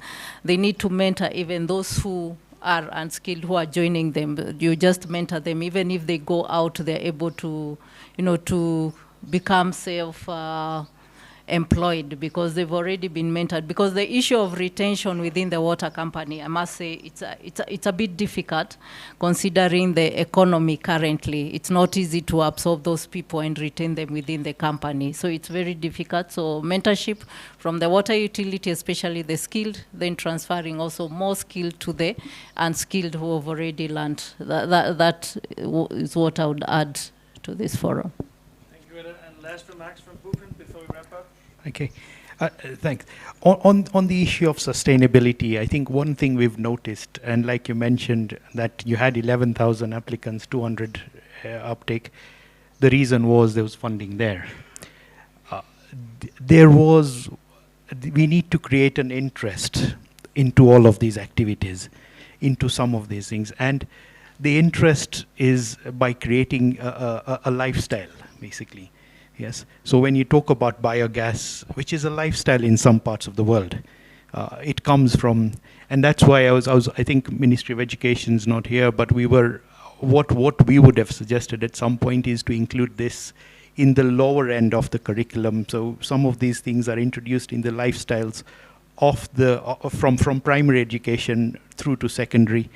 That way what will happen is you will automatically have people coming out of secondary and knowing that I don't want to go into university, but I want to go into construction, I want to go into plumbing, because they have, we've already generated an interest by diverting their heads and minds into an area. That way you'll have a constant flow of skill from the interest of being there, not just by being pushed into that sector. Yeah. I think that's it. Okay, thank you. Let's give them a warm hand. I'll hand it back over to Millicent. Thank you so much to our dear panelists. Another round of applause for the panel 2. This is the panel that actually was at the implementation of this project, and they interacted with the trainees, the beneficiaries across from intake to training to right now they are on attachment. Now that my Director General is not here, there's something I need to clarify on the industrial attachment. From the Industrial Training Act, Cap 237, industrial attachment is part of the coursework. A student or a trainee has to go through industrial attachment to be able to graduate. So what the Act says is that they are training, they are learning, they are putting to use whatever they learned in the institution at the industry setup. So clearly within Kenya, students are not paid to learn. So there is no provision for them being given any stipend. So the good employers out there who receive the grant from NITA, they're able to support them if they need to do that, but it's not given. They can give them in terms of fare or lunches, but the student is not guaranteed to be paid anywhere in the Act because they are learning. So some of them come from very humble background. They have a challenge on fare, and I really thank the project. They provided for Kenya shillings 3,000 per month for the beneficiaries. They are getting their stipend. Thank you very much through the NITA and 3F. But it is not a requirement. It's, the interns, they are the guys who have graduated but do not have experience. Those ones are required to be paid, I think, minimum wage or something like that, equivalent of 20,000 Kenya shillings, depending on the qualification level. But an attaché is someone who is still a student within the first year, after first year, second year of training, and they finish the attachment and go back to the institution. So they are not, it's not a requirement that they should be paid. And as we thank the panel that just left the stage, we are getting to the tail end of our project, or of our program. And it's important to mention that we just concluded a pilot. This was a pilot for the future proofing of jobs, or the Kenya TVET project. And in most cases, after the pilot, we have a lot of lessons, a lot of recommendations that we have that KEWI and NITA will hand over to the ministry. And we hope that the recommendations will be taken. But we are still optimistic that DANIDA has not wrapped up their baskets, because after the pilot, we have the report, the recommendations. So if we have probably just one phase before we roll it out to the institution to sustain, we'll be very grateful to have that. So we have a representative from the industry, but I'll ask our chief guest, Dr. Kiprono, to take the stage and just give a wrap up from the panels, and then we get a word from the embassy.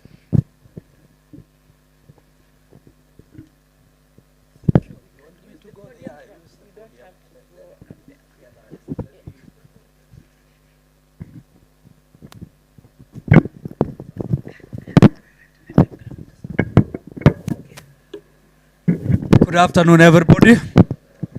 Can you clap for yourself, please? I want to say you have done a great job. Please, as a teacher, professor, I think I'm giving everybody something. Mine is 70%, so that's an A, isn't it? So you can see from there what to do. I give 70, the minimum is 70. Now you can decide on the higher side. The other side is, I didn't want to close it, so from there they get an A. Now, having said that, allow me, before I make the wrap up, let me invite the representative of the Danish Embassy, Mr. Thomas Hansen, to make your statement, and then we'll close. Can we give an applause, please? Welcome. I call him ambassador, don't worry. Between me and him, that one I take responsibility. Thank you. Asante sana. Yes. Good afternoon, everyone. Yes, my name is Thomas Hansen. I'm the political counselor at the Royal Danish Embassy here in Nairobi. I'm also what we call head of governance and health. There's been a lot of reference this morning to DANIDA. I'm also DANIDA. I've agreed with my boss, whom I represent today, the ambassador Stefan Schönemann, that we want to try and educate the world a little bit about what is DANIDA and what is Denmark and what is the Ministry of Foreign Affairs and what is the embassy. It's all the same. Just so there is, DANIDA is an activity we do in the Ministry of the Foreign Affairs, and of course we represent them at the embassy. So it's Danish International Development Assistance. There is no agency. We very often receive letters for the Danish International Development Assistance Agency. But now you know, it doesn't exist. It's us. It's the embassy and the Ministry of Foreign Affairs. But when we do something, we are very proud to call it DANIDA, because we have money and activities, and that's how we label it. And even back home in Denmark, people sometimes get very disappointed when they learn that there is no DANIDA. It's just the Ministry of Foreign Affairs. But that's how it is. We are still good people, I assure you. Before I get to the topic, I want to ask if there are any followers of Manchester United in this room. You can raise your hand if you are. I'm so sorry. I need to send my sincere apologies to you. You may or may not know that yesterday evening they were in Copenhagen playing FC Copenhagen, and somehow it ended 4-3 for Copenhagen. It makes me very proud. It also makes me a little bit tired. So I had to stay up until 1 in the morning to watch the game to the very end. So we are very proud today as Danes. I'm also proud here to represent the embassy and to see our 3 Danish partners here together. We are not only the donor, but I can assure all of you Kenyans in the room that the three gentlemen here, of course also Alex, represent some very, very strong organizations in Denmark, and they all have top bosses for which we have a lot of respect. Sometimes we even fear them, I can tell you. They are some of the top lobbyists in Denmark, Danish Industry, 3S, and the Danish Trade Development Union. So they are very, very important agencies. What is fantastic for us is to see that they're working together in a consortium. We are very proud of that as well. And we fund them as a consortium. But today we are focusing on a particular grant that has been given to them, particularly for future-proofing of jobs in a number of countries. This is an issue that will be a challenge for years to come. We will never get it exactly right, but we will keep getting it better.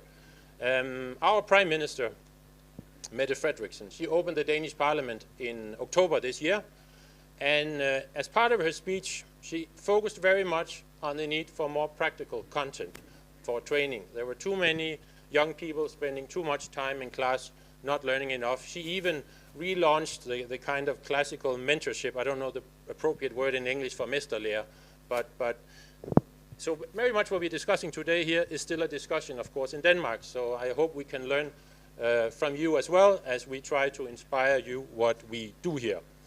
But there is full political commitment from the Danish government on what you're doing here, and the former Minister for Development, Minister Prehn, he was very much personally invested in this.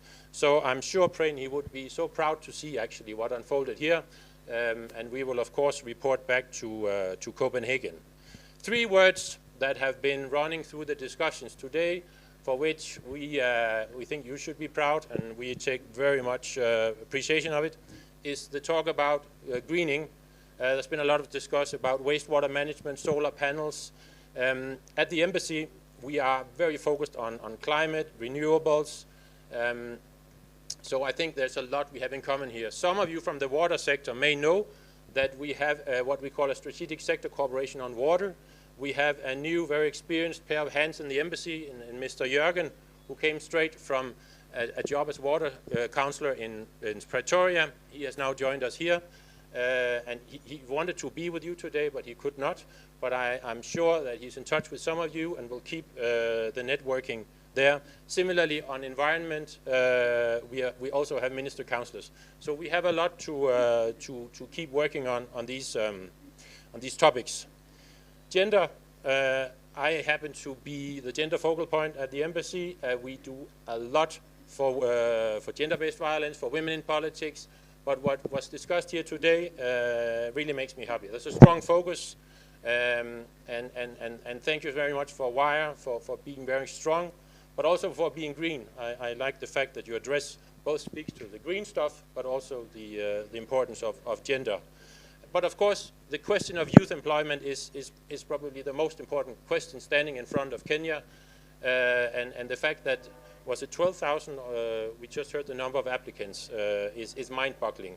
When we travel to the coast, when we travel to Mombasa, Kilifi, the number of young people in unemployment and the consequences that has for the Kenyan society is a massive challenge. So you should be really proud of the work you are doing to get, maybe not all, of course, but still the kind of work you're doing here today is essential. So I really congratulate you for that. And I think a major achievement is that we are together. It's been discussed many times, just as we have the employers and the employees together in the Danish side, you have all the stakeholders here in the room, and you set down your sector skills advisory committees where you will keep doing this. So I hope the focus on sustainability and that the discussion does not end after lunch. I hope you're not here just for the lunch, but also to continue the engagement. And the other important factor is we had the practical peoples, and then we had the policy. And again, my thanks to the labor market people here to make sure that this kind of work, it doesn't fly if we only focus on the technical school in Kisumu or wherever it is. We need the ministries, the agencies on board, so we can tap into the TVET reform efforts that are ongoing in this country. So again, well done. Keep talking to each other in this room, and maybe we can learn something from you as well. So thank you so much.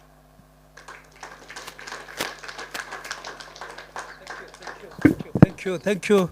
Thank you, Mr. Hansen. Can we give him another round of clap? Thank you very much. Ladies and gentlemen, I know time is not on our side. And, you know, on another life, I was also a teacher one time. And, you know, we understand when we are teaching adults, it's not easy capturing the... So you guys, you have done very well. You know, listening all that time from morning, it takes a lot of energy, it takes a lot of sacrifice.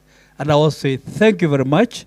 From the ministry, I have read the speech from the PS you've heard, and I'm very sure we'll share that one.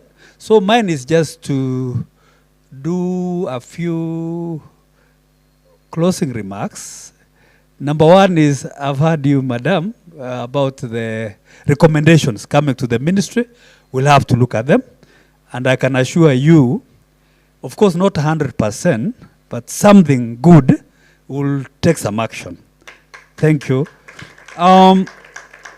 Number two, I know there are issues. Like I mentioned, inclusivity is not something simple. Yeah, all of us will agree.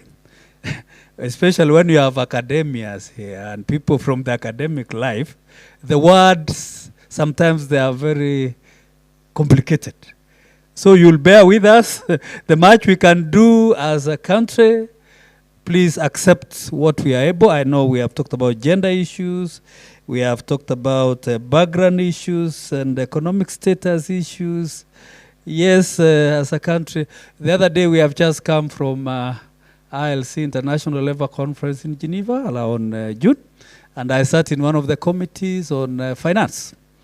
And we had a rough time. We took about 2 days debating on this particular area. But it's not for this meeting. I can tell you we are going to do our best for Kenya. But it's a tough one. It's a tough one. It's a very tough one. But of course, as you have seen what we have people with disability also. They also need to be in this particular program. We're going to, as a country, ensure that everybody is brought on board. But where we are not able to do, kindly let us work there. I'm not an authority on this particular subject, so I'll give an apology, and also I don't speak on behalf. Nobody has sent me to speak on. I was just told to read what you saw I read. So don't take me against that. Maybe I have my own. Yeah, other people have their own. But for the time being, let us take it that way. Madam, I was very happy, especially about the women in this country. I think as a country, we have tried the best we could to bring them on board.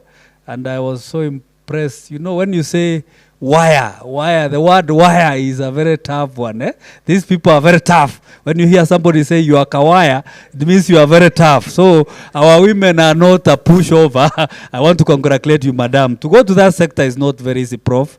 Women going to that sector, and Anish, you know, bringing women in the sector is not an easy thing. I know you understand. But I'm happy. I've gone to the construction site. I've seen many a times. You find they are there doing certain things. And I want to congratulate your team, the construction team. You are doing the best you can at your own whatever. And I've seen them also. They are around there at the construction site. They are doing businesses, selling this, doing this, whatever they are able. And I want to tell you, we are coming up. But also in terms of skills, upskilling, it's an area we as a country, we have no option. The world is changing. The other day, around last year, I was in a team to Brazil, Sao Paulo, and I saw the construction, the way people are doing construction. You see those skyscrapers all over. It takes some time and, of course, a lot of knowledge. It's no longer the way we do in this country. So don't cheat yourself that you are going to remain the same way you are doing things. Because I've realized if you took that kafundi from our village with kaviro, there's something called kaviro, the one you use for measuring those things are out now. Technology has already taken over. They cannot be employed. Most of our technology is now no longer viable. I want to tell you that one. The other day I was with NITA. We went for trade test. I found in some places, even the way they do the electro wiring, actually is obsolete. Let us not cheat ourselves. We cannot continue doing that way. Even electrical, whatever. Very different. Very different. So as a country, we have no other way, but we have to do a paradigm shift in the way of doing many things. Yeah? Even the way of working, yeah, Mr. Biwot was talking about working hours. You know, sometimes it's true. Yesterday, I was chairing a team of interministerial, which involved even some security sector, where, by the way, that's where I belong. I'm just the Ministry Secretary admin. So as I was chairing the meeting, we came up with this particular subject. And I was very happy. Somebody from the CID said, them in their lab, what happens is that you get your exhibits, yeah? They are there, they are put on your table. When you finish, potelea mbali, you do your own other things. And I realized this is the way of doing things. We cannot be in an office just sitting, reading papers and taking tea and mandasis for the government. And that, so we need to change even the way of working. And I'm very happy of the new generation also. They are very fast. They are not ready to stay in a job for more than 3 years. Some are even saying, after 3 years, Prof, ourselves, you know, permanent and pensionable. That's how we were taught when we came on this service. But the young generation is saying, no, I need 3 years, I do, you give me my whatever, and I move. And I think that's the way we are going to move. The issue of the skills, we have to upskill them. Yeah, upskilling the skill that we have. We have no option. That is not an option. We have to change. So otherwise, I want to say, guys, it has been a nice engagement. Kotu, I can see your friends from 3F. Can you really also discuss together globally? You need to understand each other, what is going on globally.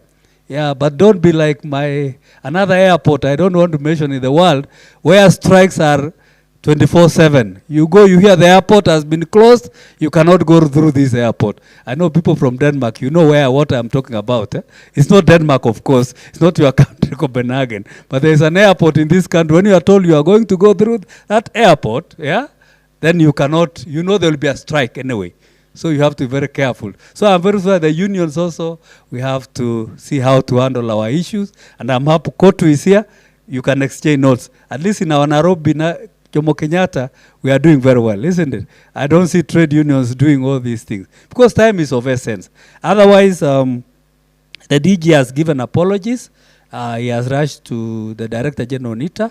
He has rushed to do another activity somewhere. If you can allow me, colleagues, let me say this conference is officially closed, and be blessed in your safari. Asante sana. Thank you very much, Dr. That was a beautiful day, well spent. We have our recommendations put down. And at this juncture, let me just guide on the next phase of our program. Of course, now it's culminating with lunch, so don't walk away. Your lunch is getting served. We'll have a group photo at the back of the hall. It's already set up. So this table and the other table will sit. There are some seats put there, about 10 of them. So then the rest of us will be standing behind the guests who are seated. After that same place, we'll have a symbolic handing over of the recommendation. This one, even though NITA name was misspelled on the first paragraph, is not National Institute for Technical Advancement, is National Industrial Training Authority. So we'll have a handing over of this to Dr. Kiprono from NITA and KEWI. Then from there, we'll be able to, because I'm told our lunch will be ready in 20 minutes, so we can see if we can see the video to completion as we get that done. So let's move to the back, and we get the photo done. Then after that, we have the next move to having our lunch. Thank you.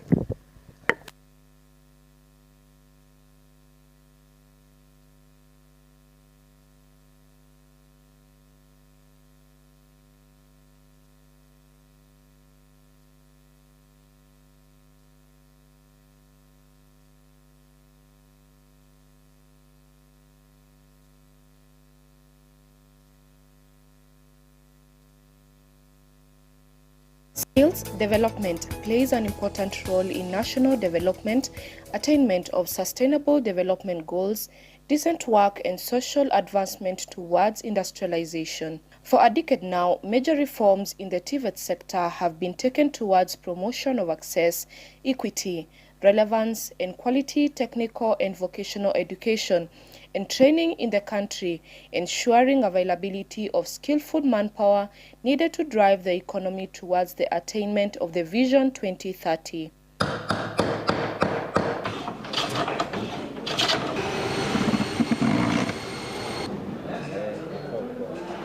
It is with this thought that the Danish Ministry of Foreign Affairs, DANIDA, funded and implemented a project dubbed Future Proofing of Jobs in DI banner at the back. The project, which was KEWI scheduled banner. to kick off in 2021, but only started in 2022 due to the COVID-19 pandemic, was carried out in partnership with key organizations, including 3F, the Confederation of Danish Industry, Divérs, Danish Trade Union Development Agency, Kenya Water Institute, and the National Industrial Training Authority. Other locally engaged partners included the Kenya Building Construction, Timber and Let's stand behind the Industry seats. Employees Union, Those of us who Kenya are Union of Water and vertically Sewerage Workers, Kenya Association of Building and Civil Engineering Contractors, Water Service Providers Association, Women in Real Estate, Central Organization of Trade Unions, and Builder. In the TVET TVET project. We call it the Divérs TVET project. And for women, the organization that I work for is Women in Real Estate. Under this project, the mandate of Women in Real Estate, it's a networking organization that aims to empower women and their achievements in the built environment. Through key 4 initiatives, that is business development, career outreach, industry research, and leadership development. And the research,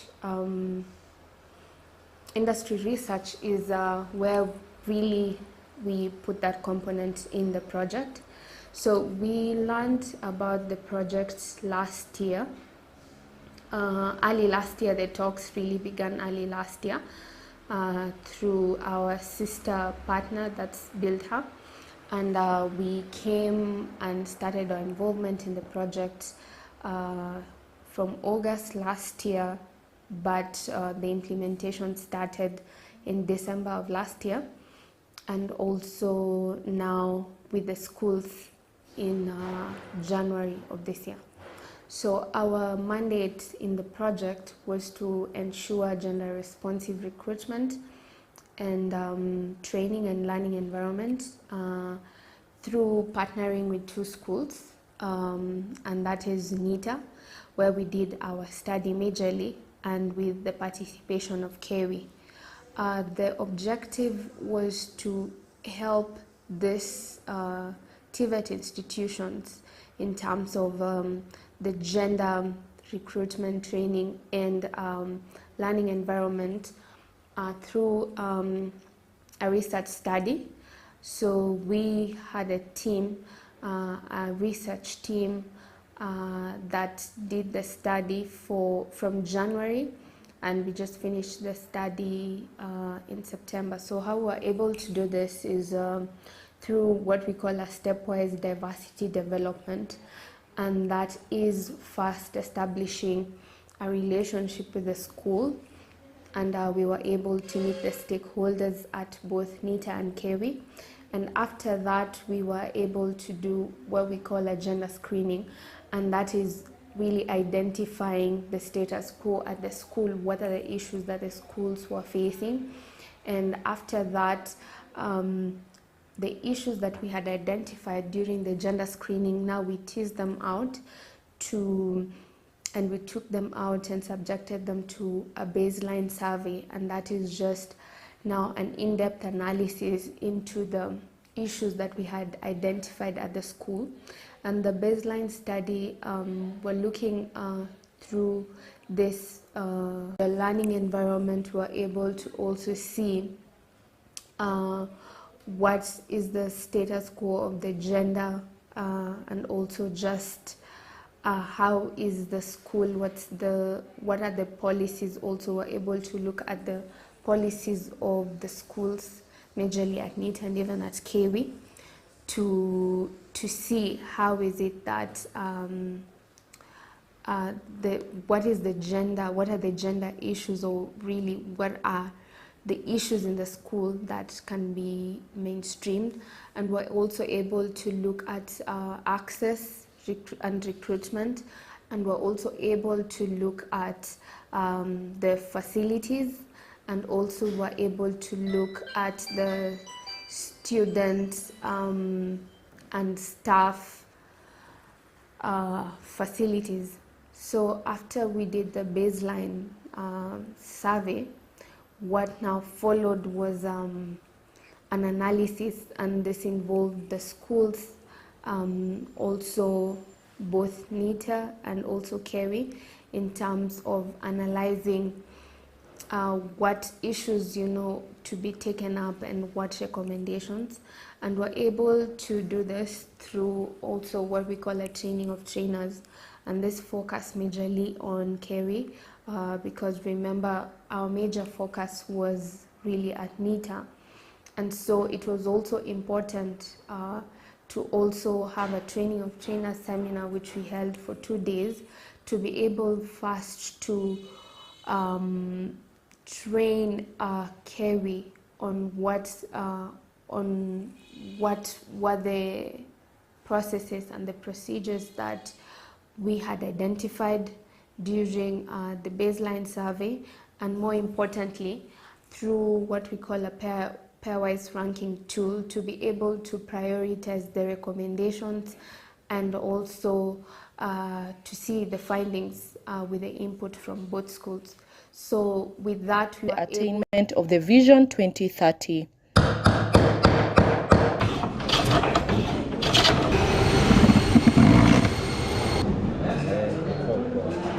It is with this thought that the Danish Ministry of Foreign Affairs, DANIDA, funded and implemented a project dubbed Future-Proofing of Jobs in Kenya. The project, which was scheduled to kick off in 2021 but only started in 2022 due to the COVID-19 pandemic, was carried out in partnership with key organizations including 3F, the Confederation of Danish Industry, Divérs, Danish Trade Union Development Agency, Kenya Water Institute, and the National Industrial Training Authority. Other locally engaged partners included the Kenya Building Construction, Timber and Furniture Industry Employees Union, Kenya Union of Water and Sewerage Workers, Kenya Association of Building and Civil Engineering Contractors, Water Service Providers Association, Women in Real Estate, Central Organization of Trade Unions, and Builder.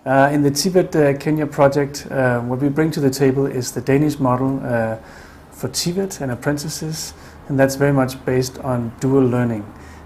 So we've learned over the years that it doesn't work if there's too much theory or if there's too much practical.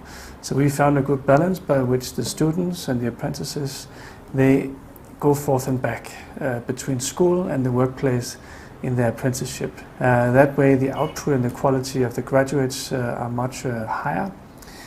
For that to work in our model, it's important for us that both the trade union is an active stakeholder, the employers, and then also the training authority, in this case being NITA in Kenya. Because the employers also have to be ready to embrace and receive the apprentices when they start at shop floor. The story behind this project has a lot in it, but it starts way back in 2020 when a minister in Denmark thought about the initiation or different ways of supporting employment in Africa based on the experiences of Denmark.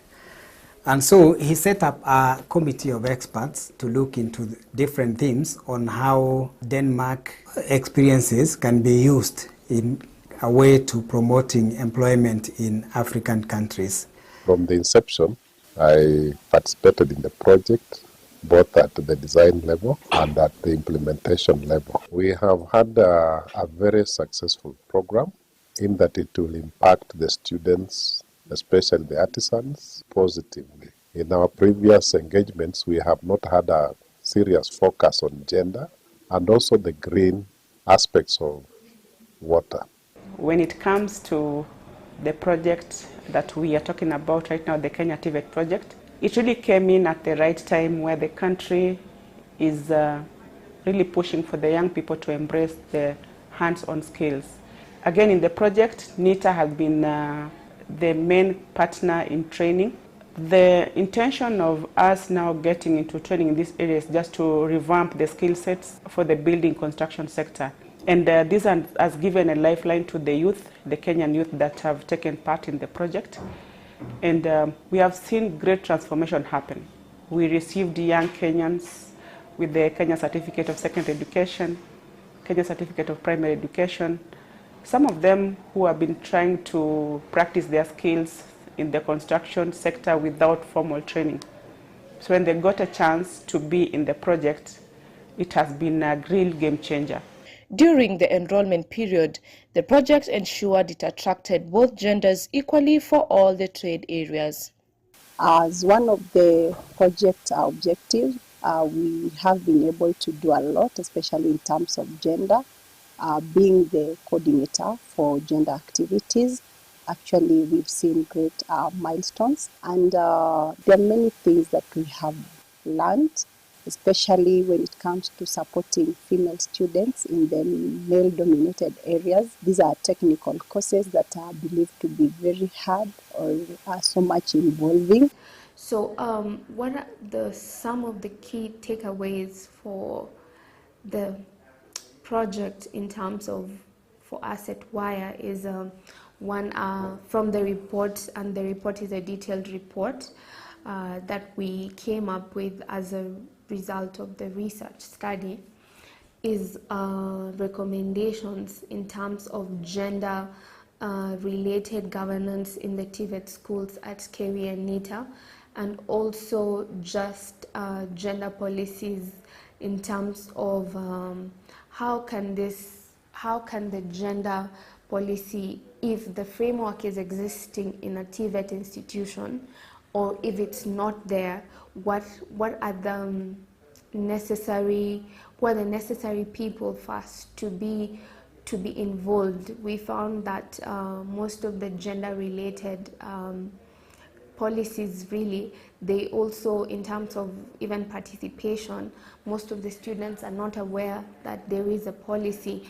So it's really strengthening the capacity of the school so that the policy can be implemented. And probably one of the major lessons from this project is that we need to consider our female students, because they have many challenges as compared to male students. For this project, we were involved because of the pillar of decent work that speaks to social dialogue. So we were involved to contribute to the creation of decent, sustainable and inclusive jobs in the construction sector in Kenya through improved social dialogue on skills development. And over time, it's been identified that skills development is a critical issue that touches on the three parties. This is the employers, the workers, and the government. And through this social partnership that we've had, we have been involved in development of national policies surrounding the issue of surrounding the issue of skills development. We were actively involved in the development of the national skills development policy, which is aligned with the Kotu Kenya skills development strategy, which envisions the creation of a globally competitive workforce that is relevant and sustainable for creation of decent work and posterity. So we did an ad on our local radio stations. We had our social media pages very active with the ad for about 2 weeks. So we started receiving the applications, and a number of Kenyans applied. We had over 1,200, and the project was only taking 250. So it was also a really process of ensuring that we were picking the best. We ensured that we had female students or female beneficiaries who also got a chance to be part of the process. Through training, we did not lose any because we had fear that some females will come in intimidated that how can be a mason or a plumber or a welder or the courses that we handle, because by and large they are considered as male dominated. But I'm glad to report that our 68 female trainees trained through to it, and they completed their training. Right now they are all on attachment and doing a good job competing competitively with the male counterparts. And we found that there was quite a huge mismatch in terms of skills, and these skills were in terms of masonry, carpentry, tiling, electrical installations, plumbing, and also painting. After a sit down with the players, that is construction companies, they told us what they were lacking at their places of work. The applications were made by these students who were willing to join the construction sector, and they were quite huge. We went to NITA and also to KEWI. We have a sat down. We did shortlisting of the students, where now we were left with 501 as per two institutions. At the selection, we assumed that Kenyans who had come in were able to foot their bills and be able to support themselves in terms of tools of training and the PPEs, or what we call personal protective equipment. So this was overlooked at the time of project inception, and we did not provide for it. But I really want to thank our partners, especially the 3F. When we brought up the challenge, the lead, 3F being the lead, they allowed us to do adjustment in the budget, and we managed to buy the training tools for our beneficiaries. That worked very well for us. We also got nicely branded dust coats to help them now cover for the PPEs. Initially, the project, we were to handle 450 beneficiaries at NITA in building construction trades. But we had assumed that we are picking Kenyans who are within Nairobi. But when we sent out the advertisement, we got application from all the parts of the country, and we had people who could not day school, because if one is coming from Meru or from Mombasa or Kisumu, they had to be within the hostel to be able to board and train from the hostel based on where they're coming from. So we did not plan for the accommodation budget, and the need was very dire. So again, we had to reduce the number of beneficiaries from 450 to 250. So whatever was to go on tuition for the 200 covered for the accommodation. Again, that was a challenge that we had to adjust quickly along the project, and we handled it. Training at NITA starts from 8 to 4 p.m. So there's 1 hour lunch break. And we realized that some of these beneficiaries were very needy and were not even able to afford lunch, even their own fare to the institution. So again, we requested for support to have them given lunch, because the boarders are on full board. They have their breakfast, their lunch, and then the dinner. So the day scholars, again, especially the females, they had a challenge. They were just staying hungry. The project allowed that they could be given lunch, and we saw an improvement in enthusiasm and the way they handled the afternoon classes, which were mostly practicals. Having begun early in 2022, the project was designed to foster decent, sustainable and inclusive jobs in Kenya's construction and water sectors through improved social dialogue on skills development, enhanced technical and vocational education for a demand-driven system, provide a work-based learning culture with active participation from social partners in curriculum development, and also highlight the advantages for companies and employees involved in the development process, setting the stage for scaling up the initiative. We were supported strongly by the project in terms of equipment, so that the learners learn in an environment where they gain practical skills. We also are very appreciative because the program also funded the learners 100% almost, and they really benefited from that funding. Another plus for the project that I can highlight is that the DANIDA trainees, when they went home for a break, they were like an ambassadors. They reached very, very many other friends and relatives, spreading the gospel of the DANIDA, that they have been sponsored by DANIDA, they've had a scholarship, they are friends, they are happy. So we received a lot of applications online. So they are able to link clearly what they have done in class and what practically happens in the field.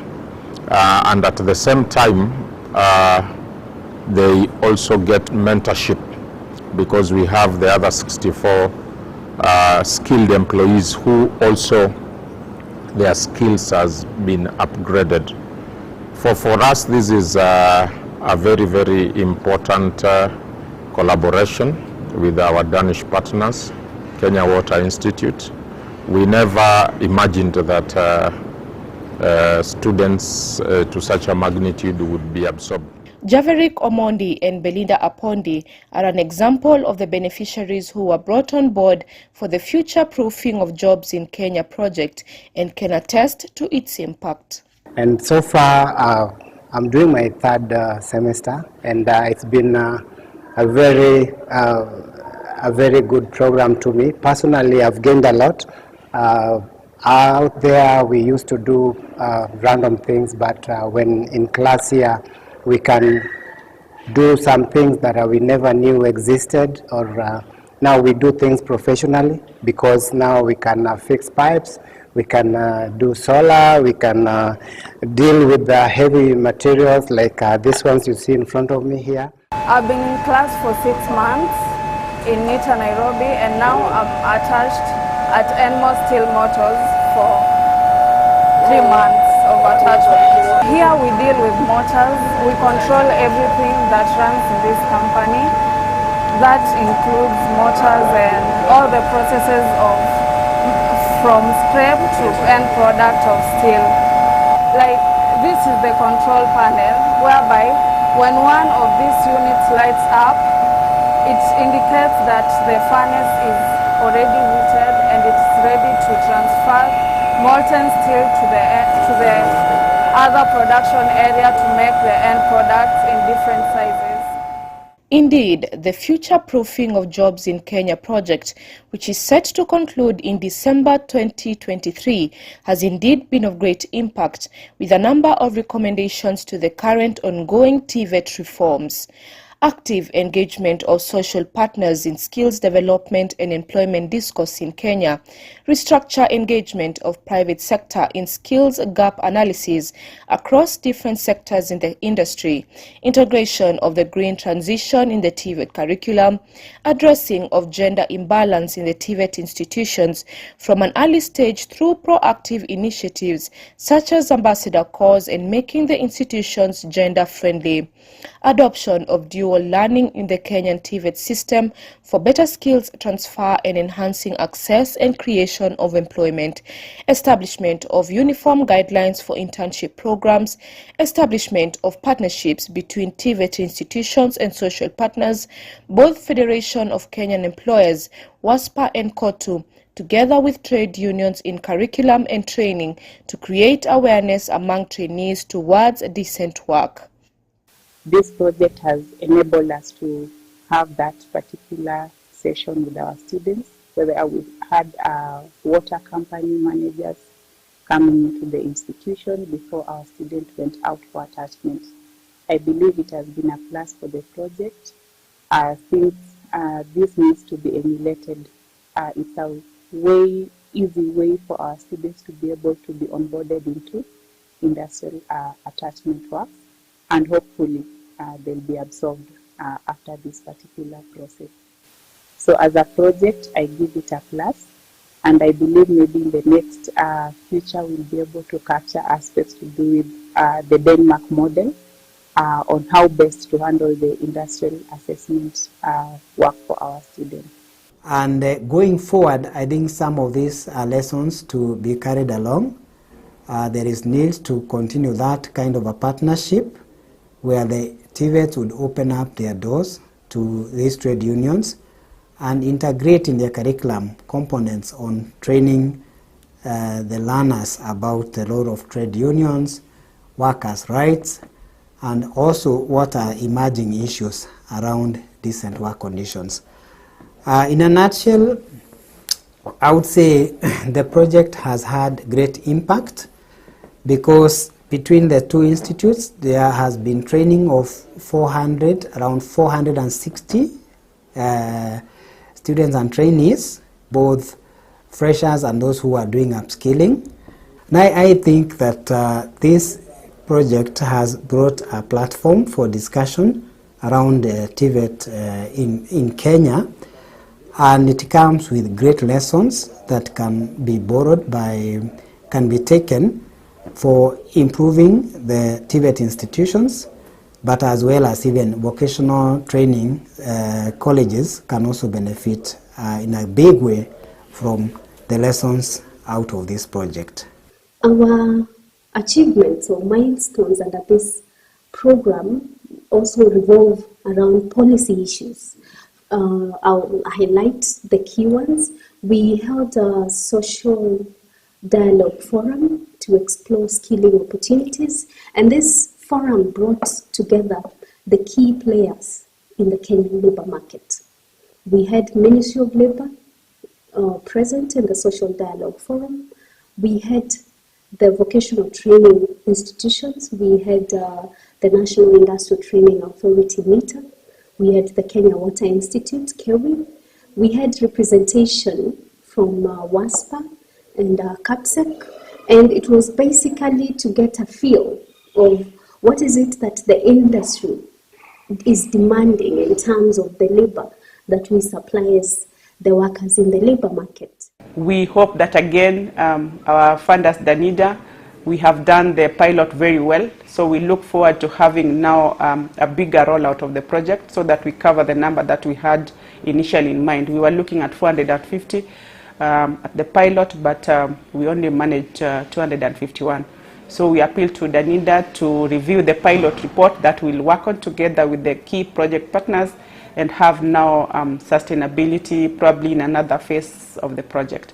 In recognizing the fast-changing labor market demand in the water and construction sector, the project has keenly engaged 28 companies in both sectors in exploring opportunities for workers to acquire new skills and update existing skills. Adopting to this model, the companies now understand the importance of upskilling and promoting decent employment where workers obtain certification to fit